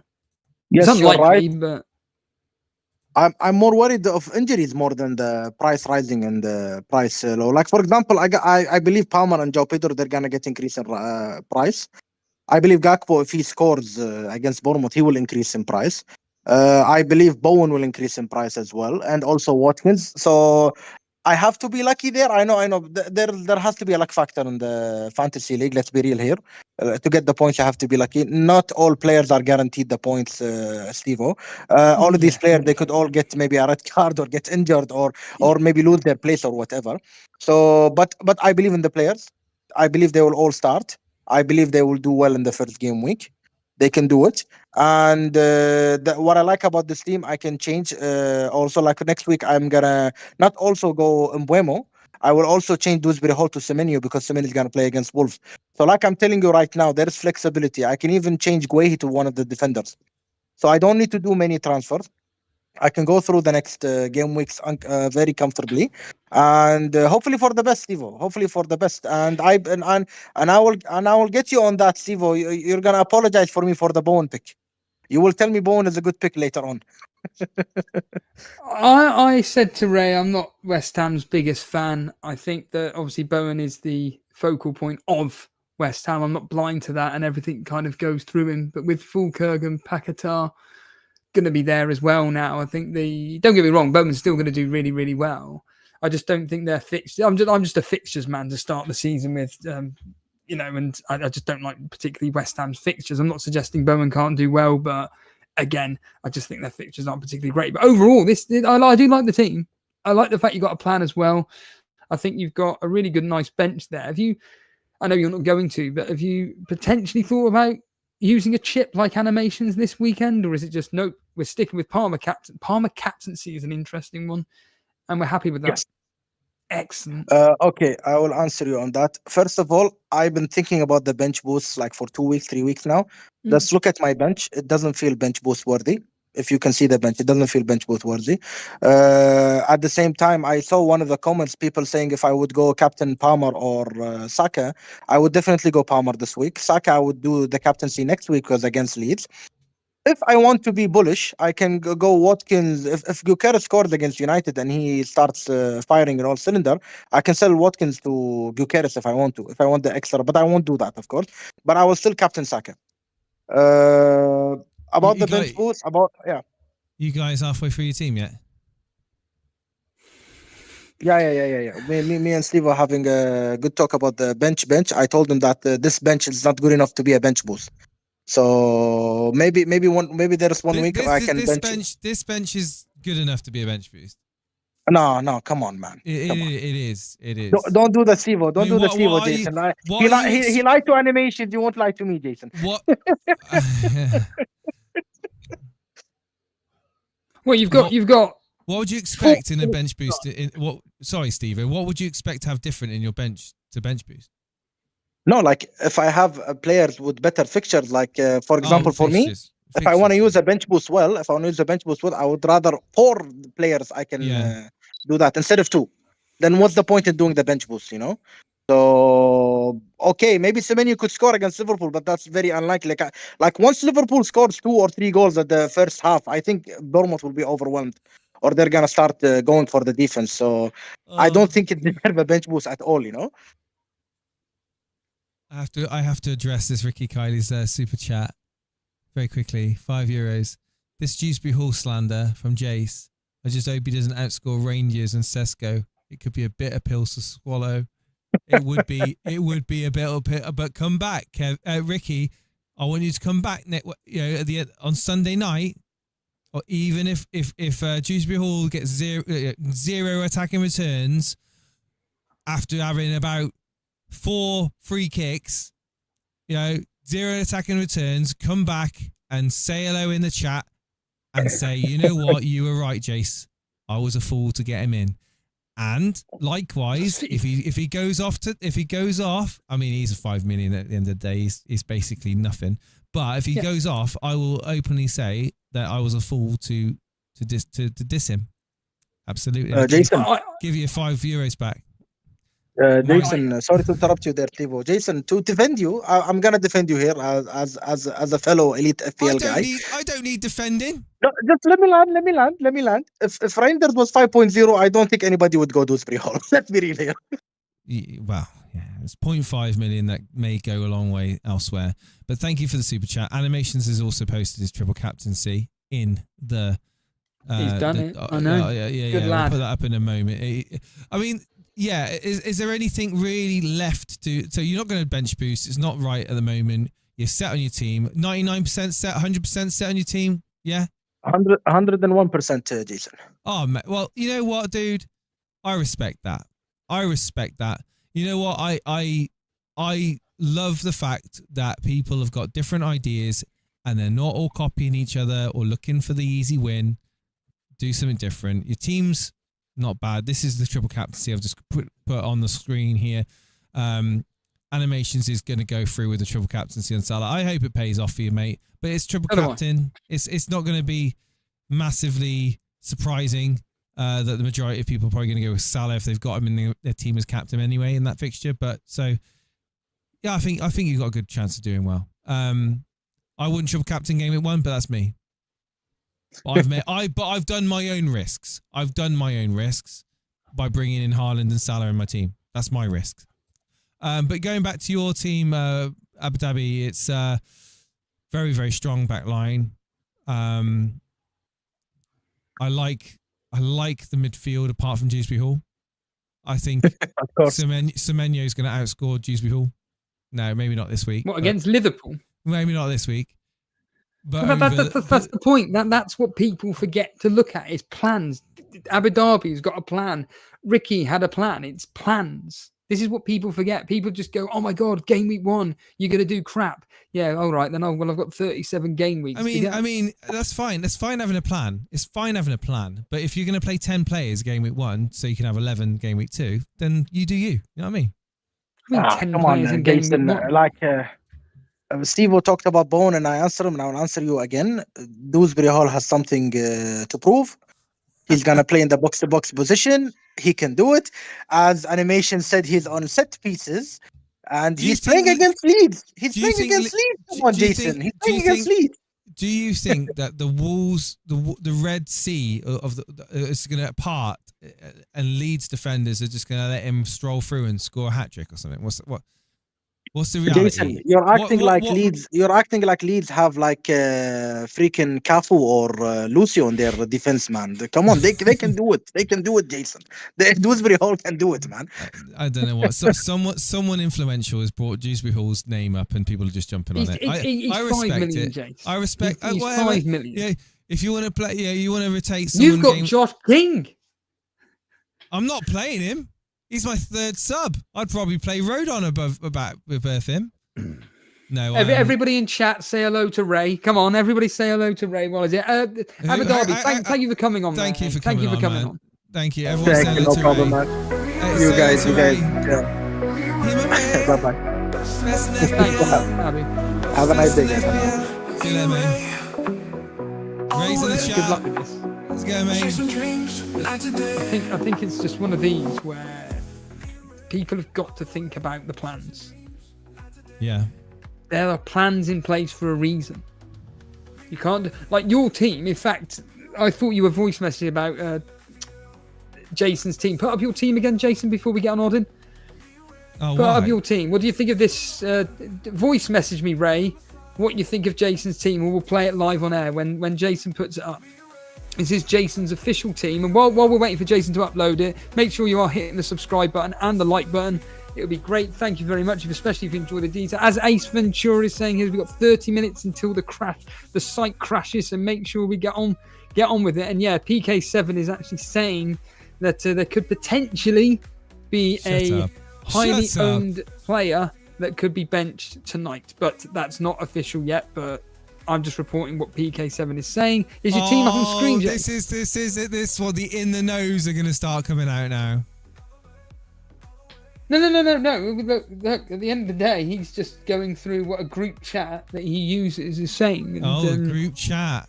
It probably is just fake news. It probably is. I expect them to play exactly the same team as Crystal Palace. This is the most pathetic part of FPL, this whole, I'm going to try and get early team leaks. And then you get people that are like, I heard this from that person that, Gakpo's tripped over a banana in the dressing room, and he's not going to be making the starting 11, but he'll be on the bench. I'm like, hang on a minute, what? He may do. Do you want to just quickly read out your team, Jace, for anybody new that's joining us quickly? Sanchez in goal, Wan-Bissaka, Concert, and Van de Ven make up the back 3. Then I got 4 in midfield of Reindeers, Wirtz, Gakpo, and Salah, triple trifecta Liverpool attack, with Haaland captain, João Pedro, and Chesko as my trio up front. Now, Steve-O, Haaland or Salah, who is the best captain choice in your opinion, and why? What, this week? This week, Salah.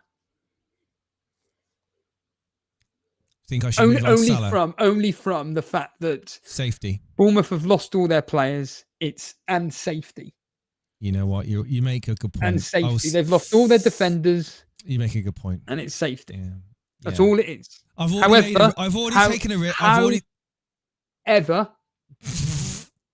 if what Liverpool fans are saying is true, that Frimpong is going to be taking away a lot of Salah's threat, even though Salah's going to do amazing this year, but the goals could be shared a lot around this season between the front four. You saw what's happened at Crystal Palace, the friendlies that Salah's been playing. I think he's played 5 friendlies this summer, and he's done. I think he got one goal in 5. He's missed 2 penalties. And don't get me wrong, do I expect him to return a double-digit haul tonight? Oh yes, I do. However, Man City away for you. This is Man City away at Wolves, who, by all accounts, Wolves fans are shitting themselves because their backline is so bad. They're really concerned. Let's put a poll up. We've got 10 minutes to make the decision. Obviously, half an hour before the game updates. Let's just have a 10-minute poll right now. I want to know what the chat's opinion is. They obviously got opinion on my team. Some people love it. Some people hate it. It's 50-50. It's a little bit like Marmite, Steve-O. Okay. Do you like Marmite? Let me just show this right now. To my camera. Ray is recording a message regarding your team, Jace. Here we go. Starting a poll. We don't want to hear any slander, Ray, but we're going to be... Ray will be... Ray, just come on the Discord. It'll be a lot easier. Yeah, Ray, come on Discord. Ray, come on Discord. It'll be a lot easier. Come on Discord. Don't be afraid. Slander me in person. Right, the poll is up. Salah or Haaland, captain for me in this team? I mean, we all know. For Jay, you got to carry that. It's for Jason specifically. For my team specifically, captain, Salah or Haaland, you got a few minutes to vote. This will be a deterministic vote. We have got someone else in the waiting room, so let's get someone else coming on. That person's Odin. He's been waiting patiently. Odin, mate, how's it going? Thank you for waiting so patiently. Hello. Good evening. Using a chip tonight? If I'm using any chips tonight, no. I'm going to use the free hit still in Gaming 4. That's about it. Okay. Well, let's just concentrate on today. Yeah. That bench. That defense. Do you want to read it out quickly, Odin? Yeah, it's different. It's Pedro Porro and Celso goal, by the way. Romero, Milenkovic, Aitnouri, and Murillo. And Cells in goal. So triple Nottingham Forest defence, double Tottenham defence. That is disgusting. And then a midfield 4 of Saka, Palmer, Rodgers, Rutter, and then Haaland as a single striker up front. This, I'm telling you now, this is you're chasing the DEFCON, aren't you? This is beautiful, by the way. I like this.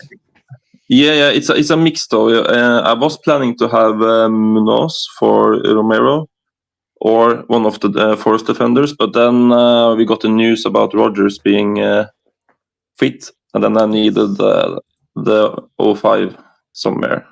So Munoz was the one I was planning to pick in terms of having the upside of terms of goal threat. But he's out now, and Aitnouri is kind of the exception here because I could see him, if he fits the City team as well as I think he might do, he could get a couple of assists some games. So I like everyone here bar one player. Do you know who that is? Rutter. No. Dewsbury Hall. Dewsbury Hall, yeah. Exactly. But I could downgrade Dewsbury Hall as well, but I just like the fact that... No, it's not Dewsbury Hall. Yeah. Okay. In your starting 11, there's one player I dislike. Romero? Nope. Steve? We'll be here all day, Jace. Come on, we need. Who is it? Tell us, and then Oddin can defend the player. Rutter. Okay, yeah. Yeah, I don't think he's for 0.5. You get Kudus more. You get Kudus, and it's like I just don't see. I see a big jump in. The thing is that I've been talking a little bit with the lads in Discord. Is right now I had one season though to Gale, and Spurs are lacking the creativity in the midfield right now. That's the thing that's worrying me. But which is also why I think Pedro Porro could be good in some fixtures, because we have to step in to be the. You say it worries you, but how much do you look at pre-season as a reliable outlook of game? The start of the Premier League. No, it's not everything, but you still want to see some from like some patterns that you can believe in. But for example, with Forest, they haven't scored much, so it could backfire to go big in defense, just in terms of if they are not able to have the threat in offense either. So I'm a little bit worried about that, but I just play the fixtures there, since we don't have the information. Like you say, you can't put too much stock into the friendlies. Absolutely. And what I will say, Dom Dewsbury making the point here, no Liverpool assets. What is the thinking behind that? And are you going into tonight's game with major FOMO? Yeah, a little bit, but you have to risk it, And also, like I said, the plan is to get triple Liverpool in on the free hit in Game Week 4, and then I will also take out the Forest against Arsenal. So, and I will also get Munoz in for, I think it's Sunderland in Game Week 4, if I'm not mistaken. So it's a little bit the thinking, playing around with a free hit, which I think is the way I planned it. I think is the best chip to use early, because of the mixed fixtures early on, right? And you will have more chances for triple captain and bench boost later on. It's a good plan, Jace. It's a good plan, Jace. Just the lack of Liverpool is not my plan. Not my plan. I wouldn't do it. We know that, but overall, I'm like, good luck, Oddin. You've got 24 minutes to decide whether you're going to go through with this. In that 24 minutes, are you going to panic, or is you just going to continue listening to Elite FPL, just enjoy it and get through tonight? I think I will just listen and enjoy, to be honest. Good I got strong out that could come in some game weeks later on. And I think the only thing that I could panic about, which isn't much at all, is if I just figure out, take out Dewsbury Hall for 4.5 Fulham midfielder, the King, what is named, and upgrade Romero to Munoz, and that's about it. Absolutely. Good call, Jason. Thank you, mate. Yeah. Another great example of how other people think about the game and how they strategize around it. And Haaland captains against Wolves is it's a differential. It is a massive. Isn't it crazy that Haaland is a differential game week 1 against away at Wolves? I think that's all the ingredients to do well. I'm so conflicted between Haaland and Salah. Go with the safety of Salah. Go with the risk in Haaland. But yeah, thank you so much, Odin, for coming on. I do appreciate it, mate. Cheers. Yeah. Okay. A couple of comments here. What do you think of the West Ham striker Fulkerg? To be honest with you, I think he's 6 million, I believe he is. I think, to be honest with you, for a player at that price point, if you can get him in and you're confident in West Ham's fixtures, I don't see any issue with Fulkerg at all. Haaland brace the Hurricane, Ben is saying, against Wolves this weekend. Possibly. Jason, you're in two minds here. While you're in two minds, I am going to deliberately play you Ray's voice message. So here we go. Here is Ray's voice message about your team, Jason. Hey Sibo. Jason, in regards to your team, I think it's a bit all in regards to Liverpool attack. I mean, we're not even 100% sure that Gakpo is definitely going to start.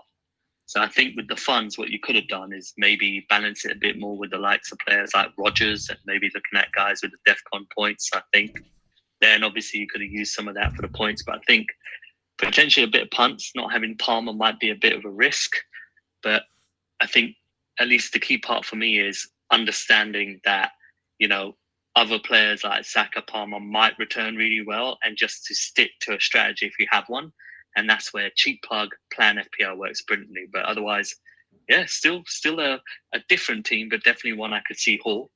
And from a captaincy point of view, I think Salah's the best captain this week. Yep, I agree with that. I agree. From your point of view, Jace, I think going with Salah is the one for you. I mean, look, we've had 49 votes, for crying out loud. Salah is just battering the poll. It's just battering the poll, Jace, to be honest with you. There's no messing about here whatsoever, and it's just a case of you either A, stick with the safety captaincy, which is completely logical, or you go with your gut feeling and think, maybe Steve-O's right. Maybe like with the Crystal Palace game, Salah may show up, but doesn't get any involvement. But Etiteke, whatever his fucking name is, what's his face? Vert, Gakpo, every other player you've got pops up. What do you expect the game to be tonight? Because I'm going 3 or 4-0. I think 3-0. You think 3-0? Yeah. You think 3-0. So, yeah. And you're expecting. And what about the Man City game? 2-0. Oh, right. Okay. Not much difference in either then, for crying out loud. So no, not really. Yeah, I just think stick with Salah, captain. I'll end the poll there. Salah's an outright winner there. Remember when Jace had the issue with Lindegaard, had to buy the kit? Yeah. Do you remember that? I do remember that. Yeah. Yeah. I've been deliberately putting in. I tell you what. If Dewsbury Hall gets over 10 goals this season, I'll buy an Everton kit with Dewsbury Hall on the back. Everton kit. Well, again, I want to put that as a goal, but unfortunately the goal thing isn't working, annoyingly. Yeah. So we can't. I mean, Glenn Foster making the point of if Salah scores 1 and gets a clean sheet bonus, Haaland has to score 2. Yeah, this is the problem. This is the problem. This is exactly the point. And you're absolutely guaranteed that Salah will be getting a clean sheet tonight. Bournemouth aren't scoring tonight. They're not going to be scoring tonight. I'm a little bit excited going into this game owning 3 Liverpool attackers. I'm not going to lie. You should be. Let's get JR on. Yeah, JR. All red. Hello, all JR. red this team, Jace. What a team. Hang on a minute. Hang on. Let's just bring it on. What a team. Hello, mate. How's it going? Do you want to read your team out? Hold on. I can't see the screen quickly. Let me go on a different screen. Where is it? Well, I'll read it out because we'll be here all day otherwise. We've got Sanchez in goal. We've got Nico Williams, Milenkovic and Murillo. Captain Palmer, Saka, Bruno Fernandes, Gakpo, Rogers, João Pedro, Watkins, and on the bench, Dubravka, Strand Larson, Bogle, who... Is it Bogle or Bijou, whatever his fucking name is? He's got a red flag for some reason. I don't know who that is. Worried about... flipping out, my mind's gone blank. Nottingham Forest manager, the Portuguese guy, what's it called? Sanchez, Nuno. You're not worried about him coming out publicly and saying that Nottingham Forest are nowhere near where they need to be? Strike-wise. Hey, someone asked me this earlier. It doesn't change their fixtures, really. The best over the first 6. I've been saying this for weeks. It's not close. Their fixtures are definitely the best over the first 6. So people are debating over having like Milenkovic and Murillo, and I'm like, well, I'll just have both of them. And the same debate goes for William, just have all 3. Why not? The thing I'm worried about the most, though, is the trade between Gakpo and Strand Larson and the 2 Bournemouth guys. And I've been on that all day. And I'm not sure which way to go on that. Well, it's obviously Gakpo beats Strand Larson. No. I mean, these 2 together versus the 2 Bournemouth guys, Evan Nilsson and Semenyo. Evan Nilsson and Semenyo versus Strand Larson and Gakpo. Oh, mate, there's no debate. Not even a debate. It's not close. I think Gakpo. You're going. You're overthinking that massively. I think, mate. I'll be honest with you. There's no comparison between the 2. Fair enough. If Gakpo plays, which I have no reason to believe that he's going to be benched tonight. Even if he's benched, I think he comes on second half and still gets something against Bournemouth. They're going to play the team that played Crystal Palace, so Gakpo starts for crying out loud. And like, I just think that Strand Larsen, like Steve-O said earlier on, in that Wolves team, he's got goals in him, and he's cheap. He is what perfectly the right price. And if you play him in the right fixtures, you can rotate around him. I'm planning to play him in game week 3 and 5 onwards, really. But yeah. I honestly think, like, you looking at the comparison between Strand Larsen, Gakpo, and Evan Nielsen and Semenyo, for me, it's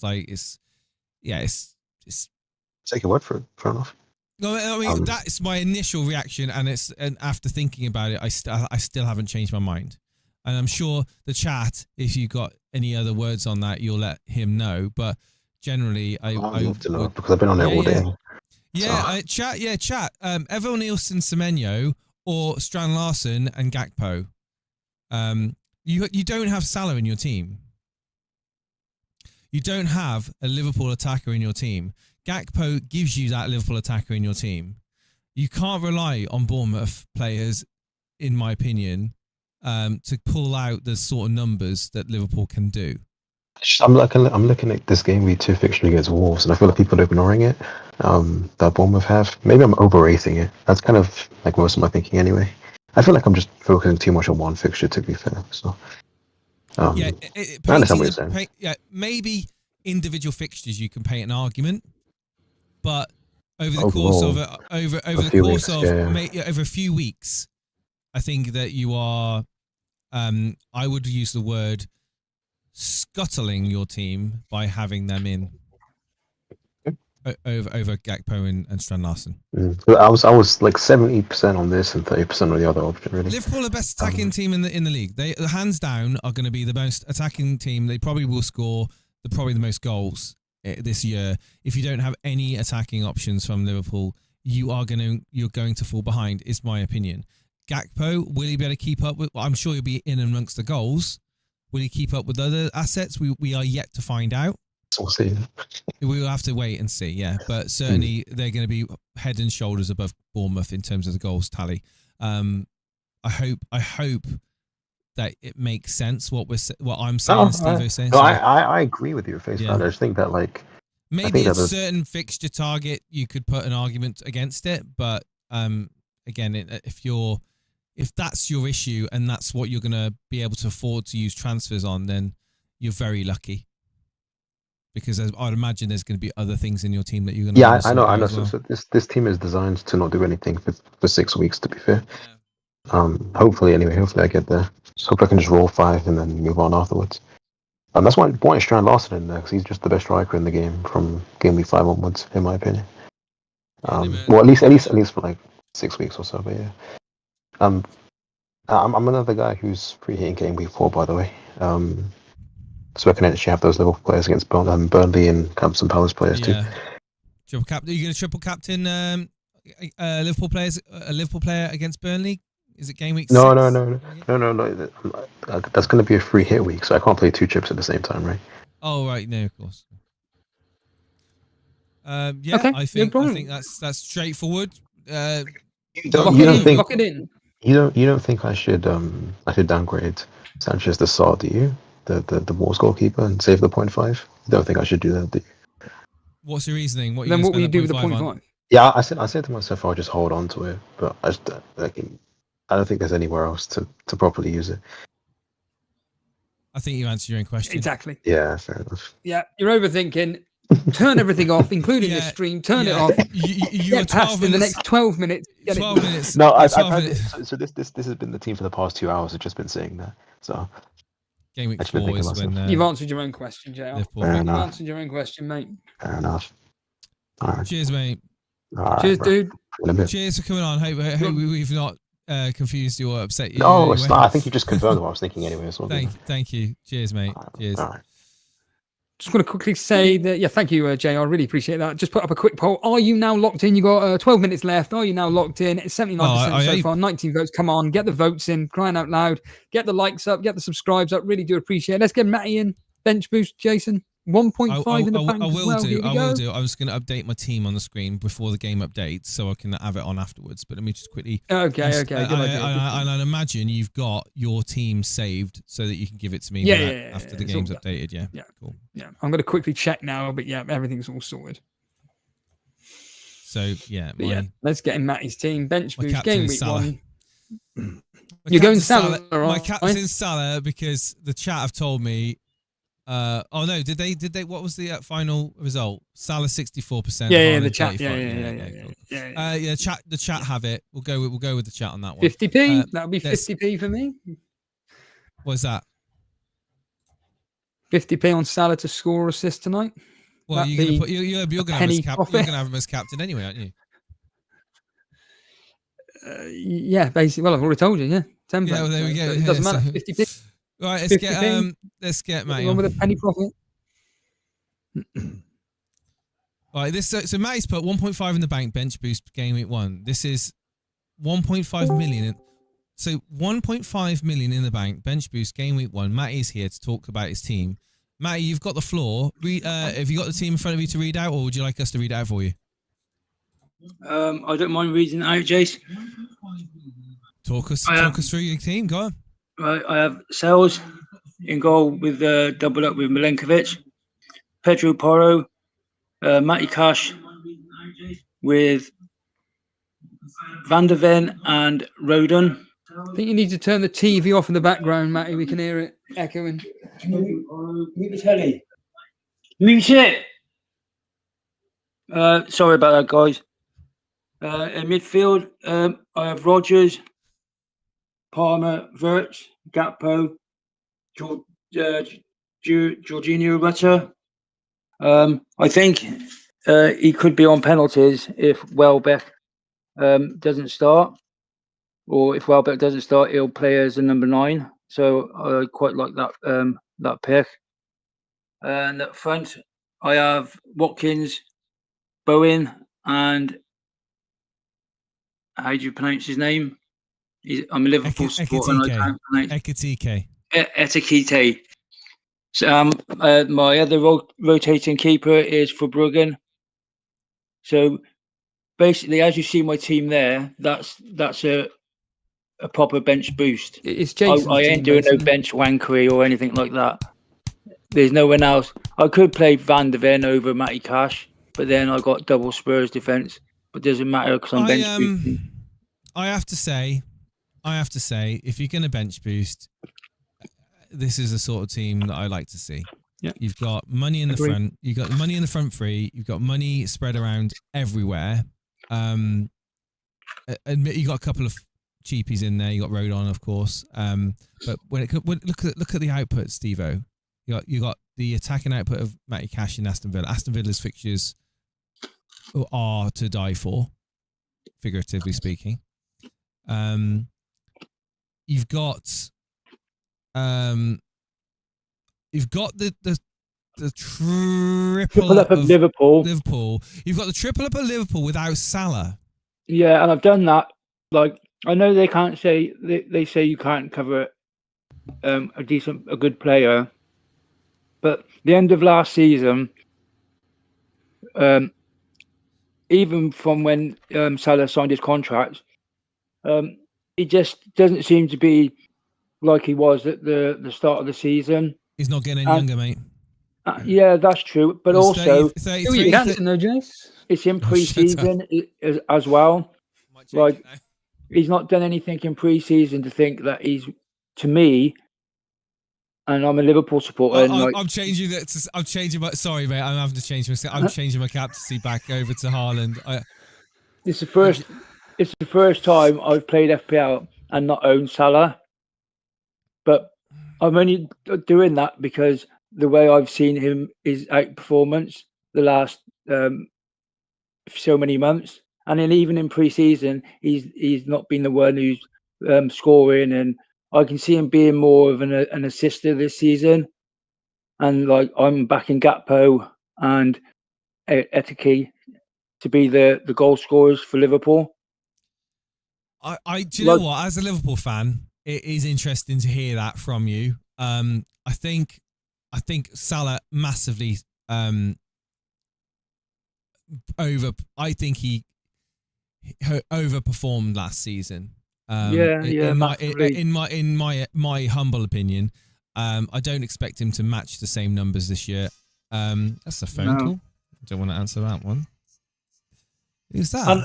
And also, I still have 1.5 million in the bank with this draft, so I could take Rutter up to a 6 point, like a Koulibaly if I wanted to, or another 6.5 million mid, or I could upgrade Matty Cash to a 6 million defender like an Aitonori, or like there's so many more things I could upgrade for Bruggen to Sanchez.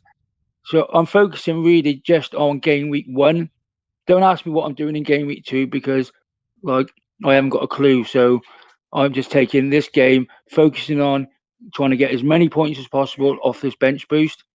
And then if it means I've got a wild card in game week 2, then what are the chips for? The chips are for you to attack. And if it doesn't come out right, you can pop the wild card and sort your team out.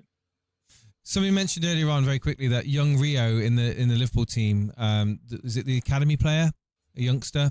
On the left-hand side. Yeah, he hasn't had a price being given to him in the game. Do you find that odd? I didn't really know, to be honest with you, Jace. He wouldn't be looked at as a consideration anyway, would he? Let's be honest. It was just mentioned there by PK7. I didn't, again, is going to have him in? I know he's played a few minutes before, but now Diaz is gone. Gakpo's got less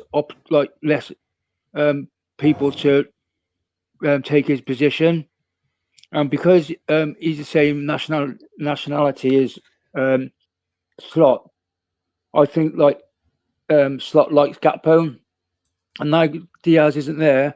I think Gakpo is going to be the outlet to a lot of Liverpool's goals this season. I'm really bullish on Gakpo for some reason. Good player. I can feel it in my gut. That's why I put the armband on for tonight. Good man.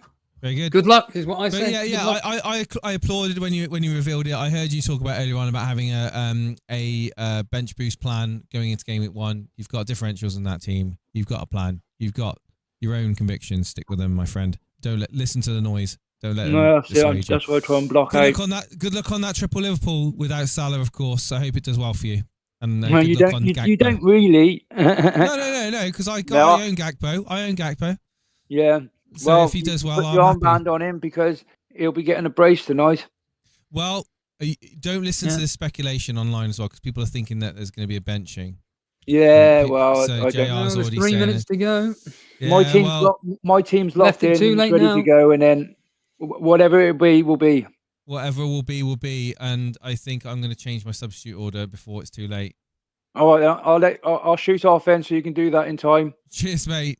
Thanks for having me on then. Bye-bye. Yeah, God bless. Bye-bye. Thank you, mate. Animations looks like he's going to panic mode with 3 minutes. Are you going into panic mode? 85% of you are saying yes, you are locked in, but animations is a bit like, I don't know. He's thinking whether he brings in Rangers and Hartman of Burnley versus Dewsbury Hall and Dorgu. Which one would you choose? Just stick the team that you've got. It's fine. It's great. It's brilliant. Just keep to that. If you've got a plan, stop tinkering. You've got 3 minutes left, less than 3 minutes left. I mean, at this point, if you're messing with your team, you have to accept that there's going to be a chance that you're going to fuck it up. Guess who's in the chat? We got a celebrity. Dale's here, Si's brother. Dale. I mean, on the big TV. There's Jude there. Hello, Jude. Jade and Jude. Hello. Yes. So yeah, massive shout out to the people that have come on tonight. Matt as well included. It was good to have them coming in. We've got Kevy as well. Kevy. Oh, it's got quickly get him on. We got 2 minutes. We can get him on. He's got a minute Kevy, to talk about his. Kevy talks about CC. If you locked in, yeah. Too late if you haven't. Hello. Can you hear me? Yeah. Yo, Saka or Palmer captain? I don't know. Yeah, I'm locked today. Saka Palmer captain. We're based on what Abu Dhabi was saying. He's thinking Saka. My team's quite similar to is it Abu Dhabi? My team's actually quite similar. Similar? You having a laugh? Yeah. Nothing like we've it. got Onana in goal, mate. Wait. Yeah. I forgot you can see my team, innit? Yes. I just wanted to say good luck to you guys and everyone else, and big up, definitely. I think personally, I would vert toward Palmer, but I'm sure that Steve-O's going to give your opinion. Well, I was going to say, I'll just quickly read out the team for the people listening. Well, no, he's 1 minute left. He's asking Saka or Palmer, captain. Did you answer him? Yeah, but the audience want to know. It's fine, it's Raya, fine. Tarkowski, Collins, Mikalenkovic, Saka, Palmer, Vert, Sarr, Gokares, Bowen, Strand, Larson. I would be going Bowen. I'd be going Bowen. Bowen. He's going neither. He's going Bowen. Yeah, I was thinking Bowen. Bowen. I actually had it on Bowen, but I'm like, Go Saka to go. Oh, fuck's sake. Oh my Saka God, to man. destroy Man United, unlike Yeah, the 1-1 explosive. before. He ain't going to score more than one. I think Palmer's ceiling's 30 seconds left. Oh my God. Palmer's ceiling is slightly more than Saka's ceiling, Is in it? my opinion. Palmer hasn't Bowen, been great open. Well, he did right. Yeah, right. I mean, pre-season wise form, I would choose Palmer. But going on last season form, I would choose Saka. That's it. It's done. Fine, I I'm don't know if calm, you did it in no time or not, but it's done. Man. What did you do in the end? I'm sticking Saka. Yeah. I had Bowen for ages, and I'm like, oh, should I go Palmer? Because that's what, without Salah and Haaland, you'd We're naturally locked in. We're locked in. I went Haaland. Yeah, Jace, I really like your team, by the way. Good luck to you. Yes, And, so do I. I wanted to ask Steve-O one question, actually. If it's about Burnley, don't bother. Oh, it is about Burnley, yeah, sorry. Go on, How do you see Game Week 2 going? Because I'm potentially bench boosting Game Week 2, potentially, but how do you see it going against Sunderland? That game has either got 1-0 to Sunderland or 1-1 written all over. Excuse me, 1-1 written all over it. It's going to be a very, very, very low scoring game. Sunderland are shit anyway, but last season they beat us in the first game and they should have beaten us in the second game. Oh, okay, I fear that because we're going to be going into that game knowing that pretty much we have to win, we're going to be doing what we did last season, which is defend really, really well. And if we get the opportunity to attack, we will try. I am confident that we'll beat Sunderland, but I'm just giving you the history, which was that Sunderland did all right against us last year. I just think that game's going to be really low scoring. When I hear people saying about bench boost and having the likes of Estev, Dubravka, Mark Gooey, for fuck's sake. I actually had Kyle Walker earlier as a triple at Burnley, but I backed out of that. Hartman's the one, apparently, according to the BHON podcast. Hartman, they think, could be the next big thing down on the left-hand side. He's only 4 million as well. It's time for, Right, chit chat, I love it. But Steve-O's been keeping us waiting for the last flipping God knows how many weeks about his team. I am so interested in seeing what this whole like conspiracy of keeping it quiet from everyone else. What's so special about it, Steve-O? Come on. There's nothing special about this team. This team is. Thank you, Kevin. Yeah, I'm going to get out of here. I'll leave you guys to it. Thanks so much, and love what you do. No, thank you, everyone in the chat as well. Thank you. Good luck with the captain. Kevin, mate, you take care, mate. Yeah, peace, I love the fact he came on with like 30-40 seconds before the game update, going, Saka or Palmer, what do I do? I'm like, what the? Thank you, guys. Cheers, mate. Take care. So, I will be uploading my team in a minute. But remember, there's a plan. This isn't just some Matty style team where I'm focusing on game week 1. I haven't thrown in the amount of players that you've put in. I'm sure that when you look at it, you're going to go, oh, is that it? I'm almost certain of it, because this is about as template as you can pretty much get. So here we go. In a 3, a 2, press the button. Done. Uploaded. And yeah, it is about as basic as you can get. It's about as basic as you can get with an FPL team. It's safe, it's solid, as the bloke says, the dullard says in extras, it's reliable. That's all it is. It's a reliable team with a plan. There is a plan. And me and Ray really, really, really like the plan. We've got the price points in place. I love the back four of Sells, Poro, 8 Nuri and Cucurella. I fucking love that. Absolutely love it. And a couple of players in there, well, 3 players in there could make a lot of money. In Piro, Reinders and Dewsbury Hall.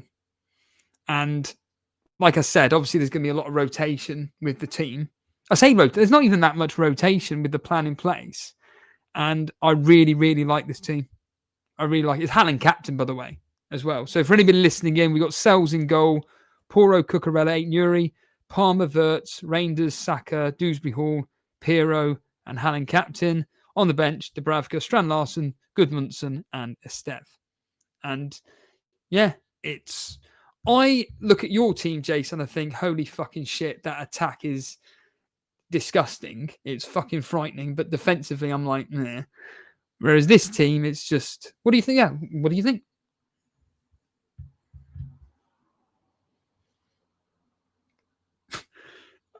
We need words, Jace, because we need words here, Jace, not shit. Fucking abomination. Piero, Dewsbury Hall. What the fuck are you? Well, we've heard your mate? opinion on Dewsbury Hall. We know this. Oh, okay? Piero, thought process behind this. Oh, I want to He's get. Going to be the lead. He's going to be the Leeds main man. You're using him to build team value. Plus, they've got a very good fixture in the opening game against Everton. I expect them to. What, against Dewsbury Hall?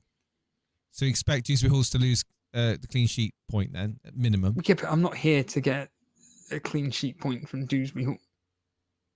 The point being is that Dewsbury Hall is going to be, along with Grealish, one of the two key men to Everton's attack. And I think that Dewsbury Hall's got a point to prove. What did they spend on him? 40 million? You captained Haaland? Yes. Who else am I going to captain? Who else am I going to captain? Palmer? I think, me and Ray think that... Palmer home to Palace? No. Haaland against Wolves. He's got a decent record against Wolves as well. And Wolves defensively this season. I'm really confused. With what? This team. Why? It's a perfectly template style team. There's nothing. There's price points in every position. With the plan that me and Ray have got, it works absolutely beautifully. It's all fixture based as well. And I really like it. And we got Saka for captaincy against Leeds. So you got Haaland, Palmer, Verts, Saka as your main point scorers in this team. You got 4. Well, hold on a minute. Look at the defense. Forget the attack. Look at that defense. You've got 3 of the key components to their teams in very, very, very attacking outlets for Chelsea, Tottenham, and Man City. 8 Nuri could be a fucking freak of nature this year. Could. Some people even predicting he could potentially break the game. Potentially. As from a defensive point of view. Sells in goal, like Odin has got. They've got, I think, in my opinion as well, they've got the best opening defensive fixtures. They do. And Sells is the only guaranteed starter. I was almost convinced that you're going to have Salah in your team. Nah. Me and Ray don't think he's worth the money. We don't think he's worth the money. For someone that has been so bullish on Liverpool for many seasons now, to only own Verts. Oh, trust me. Ray was... No Frimpong. I am shocked.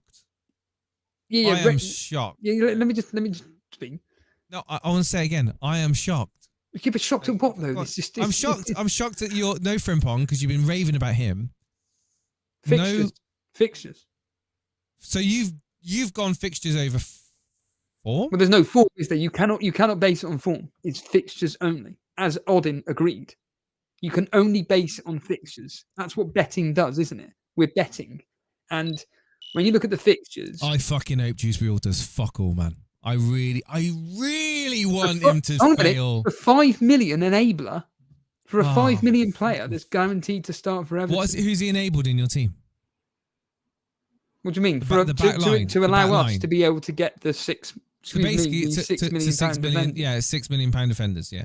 And so a guaranteed starting goalkeeper as well. Because we had a 4.5 in Kellier, but with all these injuries and the fact Brentford are going to be crap this season, it's like, no, we don't want him. Then it's Well, who else is there? Well, the Sunderland goalkeeper, forget it. They're not gonna be keeping clean sheets. So we were trying to find that 0.5 million, and We've had a super chat, mate. I'm just trying to go back and find it because it's just my chat isn't well. I've deleted the chat, but the super chats weren't coming through on my end. I don't know it's come through. It's come through. Ricky Kiley says, "Thank you for the €5, my friend. You didn't need to do that, but it'll go towards Steve-O's teeth." They do need to do it. I agree with Steve-O. They have a plan. Wildcard game week 2 and pick better players. Just joking. Good. Looks like a great team. I am absolutely looking at this now, knowing that you've gone with the same captain as me as well, because I was umming and ahhing between Haaland and Salah. At the last minute, I changed it back to Haaland, unbeknownst to me, because I actually thought you were going to go with Salah, and I wanted to have something different on you. I now feel like I've got the better team game week 1, and I expect my captain to not do anything better than yours because you got the same captain as me. I don't deny. I'm not sat here. Like I said, I want you to do as well as me. I want me and you to do well at the game. And I think that because me and Ray have got a plan moving forward, we're not doing anything until game week 3. We ain't doing anything, and that will be Fernandes coming in for Saka. Or if Mbeumo or Cunha are looking really good for United tomorrow and against Fulham, maybe one of them. So our teams are... So I've got Sanchez... You've got Sels. Yeah. I've got Wan-Bissaka, Konsa, Van de Ven. You've got Pedro Porro instead of Van de Ven, which is better attackingly. You got Cucurella instead of my Wan-Bissaka. And you got 8-0 instead of my Konsa, which is all an upgrade on each position. Better teams, potentially better attacking output. Well, midfield-wise, we've gone differently. So I've gone with a 3-4-3. You've gone with a 3-5-2. You've decided to go with an enabler in Dewsbury Hall and go with the 2 up front, allowing you to have Palmer, Wirtz, Rangers and Saka. So Saka and Palmer taking up a lot of your money there. And I've gone with Rangers, who's my enabler, to allow for Wirtz, Gakpo and Salah. So I've got Salah pick, which I, by the way, have updated to Haaland's captain, even though it's saying it's Salah captain. Strike force, so player for player midfield, you've gone 5, I've gone 4. Wirtz, Gakpo, Salah, I've got my eggs in one basket. You've gone Saka, Palmer, Wirtz, which are respectively 3 different teams. Yeah. And then, we've both got Reindeers. You've got Dewsbury Hall, and I have got Sesko. Let's just say I've got Sesko. And you've got Pirot, and I've got Pedro for Chelsea. So it all depends. So Dewsbury Hall, Sesko. I think I'd go towards Sesko purely on the fact that he's respective club. He's been done very well, and I would expect with the service he should be getting at Man United, he should have a higher ceiling. In terms of Pirot versus Pedro for Chelsea, again. It's a 1 game week punt. Shall I tell you what the plan was? I'll tell you what can you guess? Let me just, can you guess what the argument was between me and Ray regarding one of the players in our team? Who was it? Say again. Of this team, me and Ray were I was strongly in favour of one. He was strongly in favour of the other. Who do you think it was? Well, I'll tell you. It was Saka and Fernandes. It was Saka or Fernandes. I was actually bullish on Fernandes. But it meant not having any coverage for Arsenal in game week 2, where Arsenal always... Well, Gyökeres is 9 million. And? So would you be able to... All right. Me and Ray agree that he's just going to be eased into the team. And we'd rather have Saka, who's a proven Premier League player. So what would Gyökeres have to do in the first 3 or 4 game weeks for you to consider him over Saka?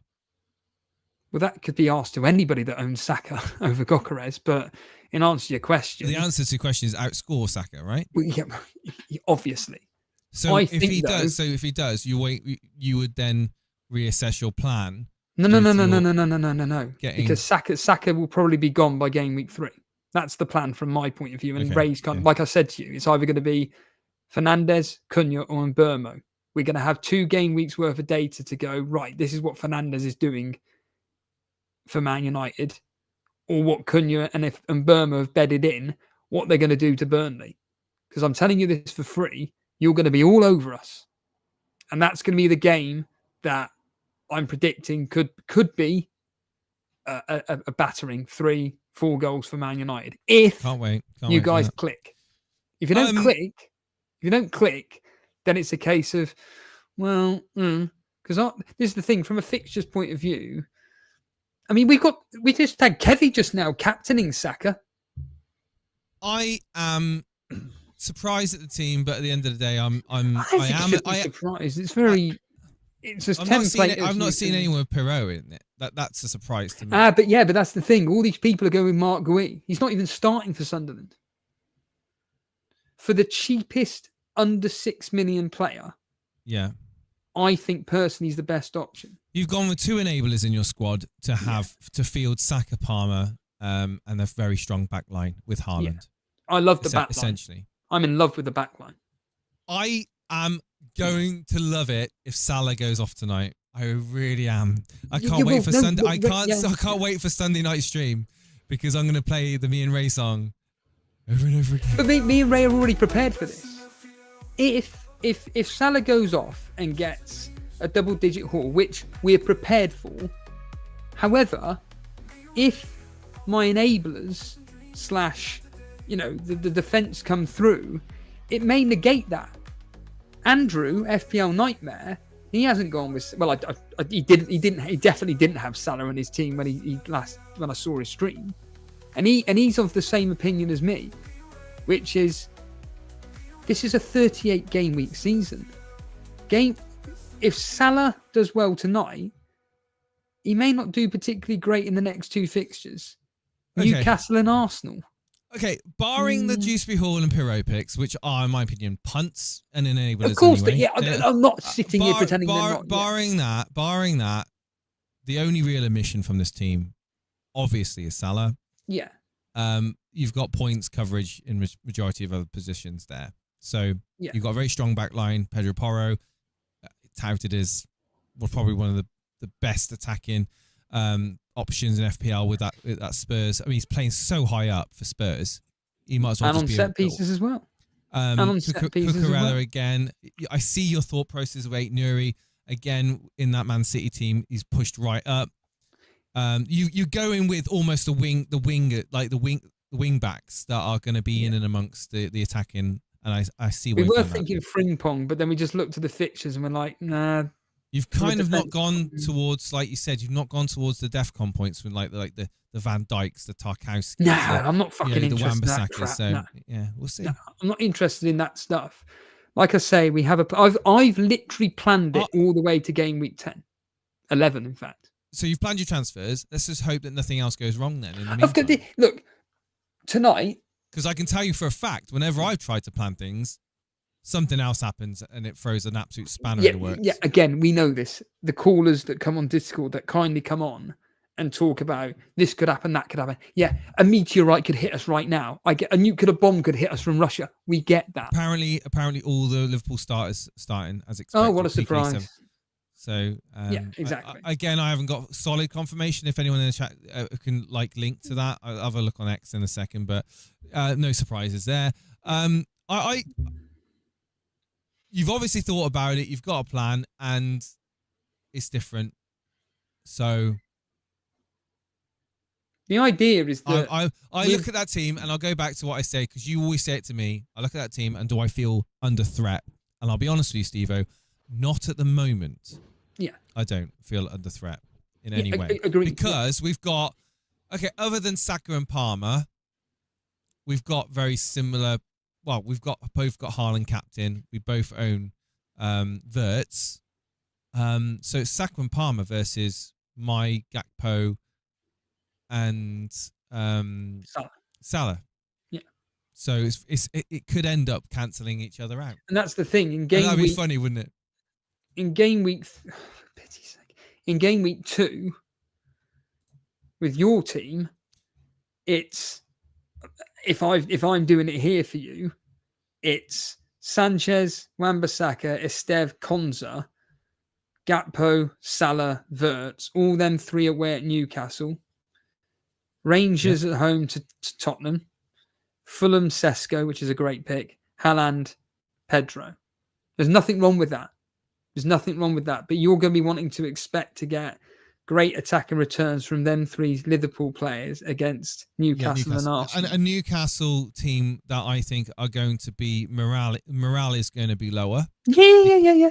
I know Andrew's very they've bullish had on an absolutely dreadful transfer window, in my opinion. Agreed. Yeah. And I think the morale in the dressing room was Isaac's attitude is going to plunge. Personally, he's going to obviously be not involved. I think that's going to speak volumes from an ambition point of view throughout the club. As much as the fans are, probably one of the best fan bases in the Premier League. To be honest, I just think that letdown. The good luck. Barry's come through here. Good luck for the season, lads. Keep it the good work. Barry, thank you so much for the kind words. But Stephen, why did you have the best FPL channel on YouTube? Barry's calling us for £5 there, man. You are very, very, very kind, and I hope that you stick around and enjoy our content. We are definitely, as mentioned in the chat, cork and cheese, not chalk and cheese, cork and cheese. We are very different in our approaches. We've got very different teams. In this, I feel that I'm wondering why you kept this under wraps. I'll be honest with you. I'm wondering why you because I didn't want you to be going, oh God, Steve-O's got Haaland, so I'm not going to bring him in. Why? Well, bring him in. I You literally said it on the stream that you don't want us to have the same team. So I'm like, all right, and I won't show you. I don't want us to have the same team, and we don't have the same team. We don't. Exactly. There we are. Done. We have many differentials over each other here. So, but this is the thing. It's not just manager do better.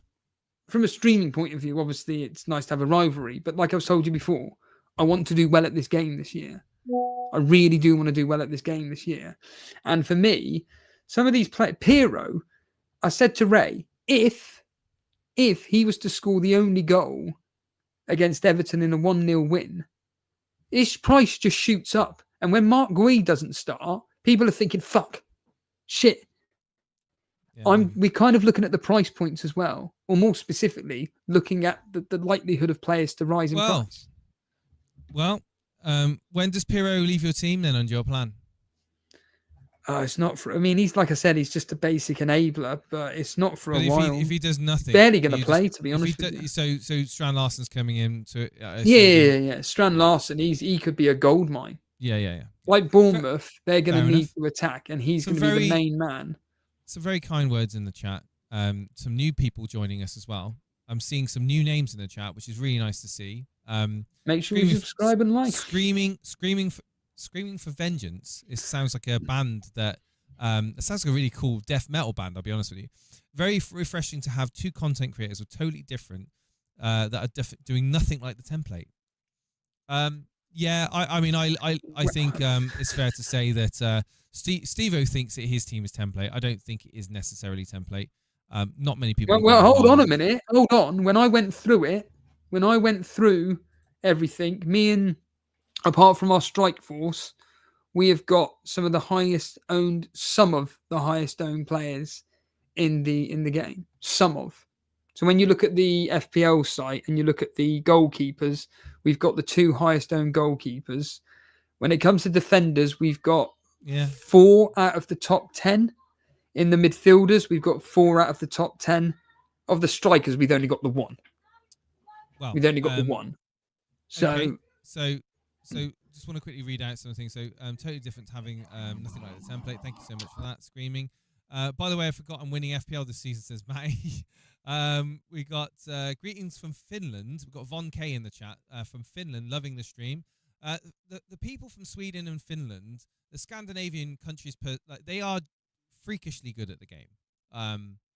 I think statistically, even the stats back that up. They are just very, very good. There's something in the fresh mountain water over there that seems to pull out the best in FPL managers. Is Piro 5.5? Says No Weak Foot. I think he is, isn't he? He is, yes. He's 5.5. Yeah.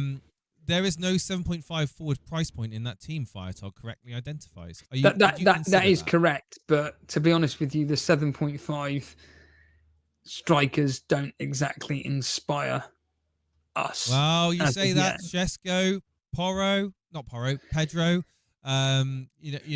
They could. We've got Haaland at the end of the day, and he fails miserably, and Sesko's the one that tears it up. We just downgrade. If that was to happen, but it won't. But then you're gonna have to have loads of money in the bank, or then you'd have to move that money somewhere else. It's gonna give you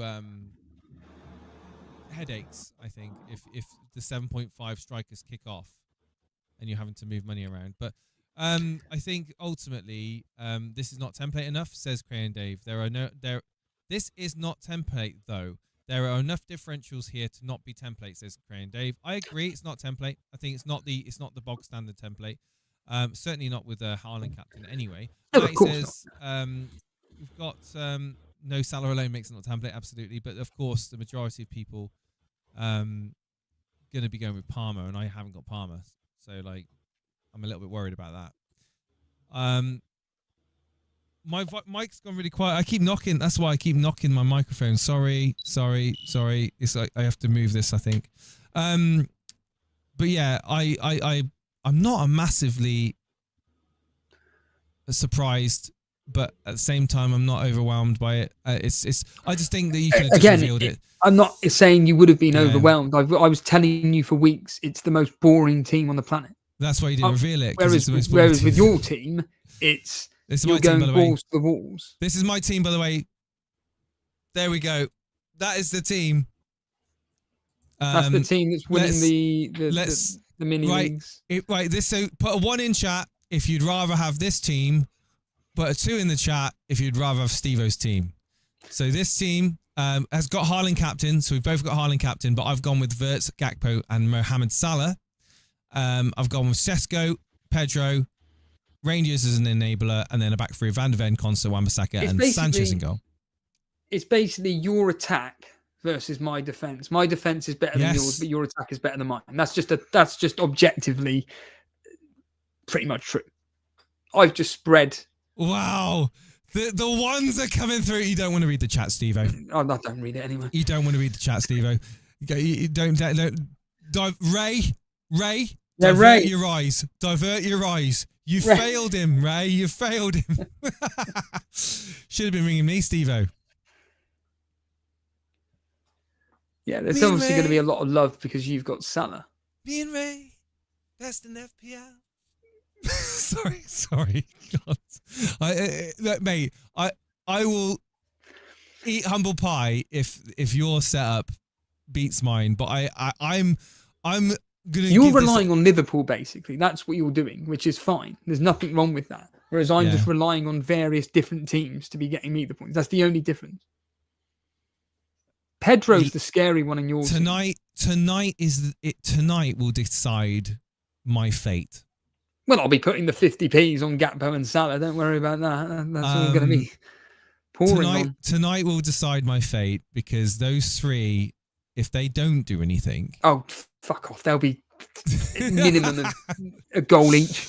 I mean, guys, I have to say it's been an incredible stream. But I have gone through periods of second guessing myself today, and I'm absolutely I'm so happy that I didn't get shot down for my decision to bring in Haaland and Salah into my team.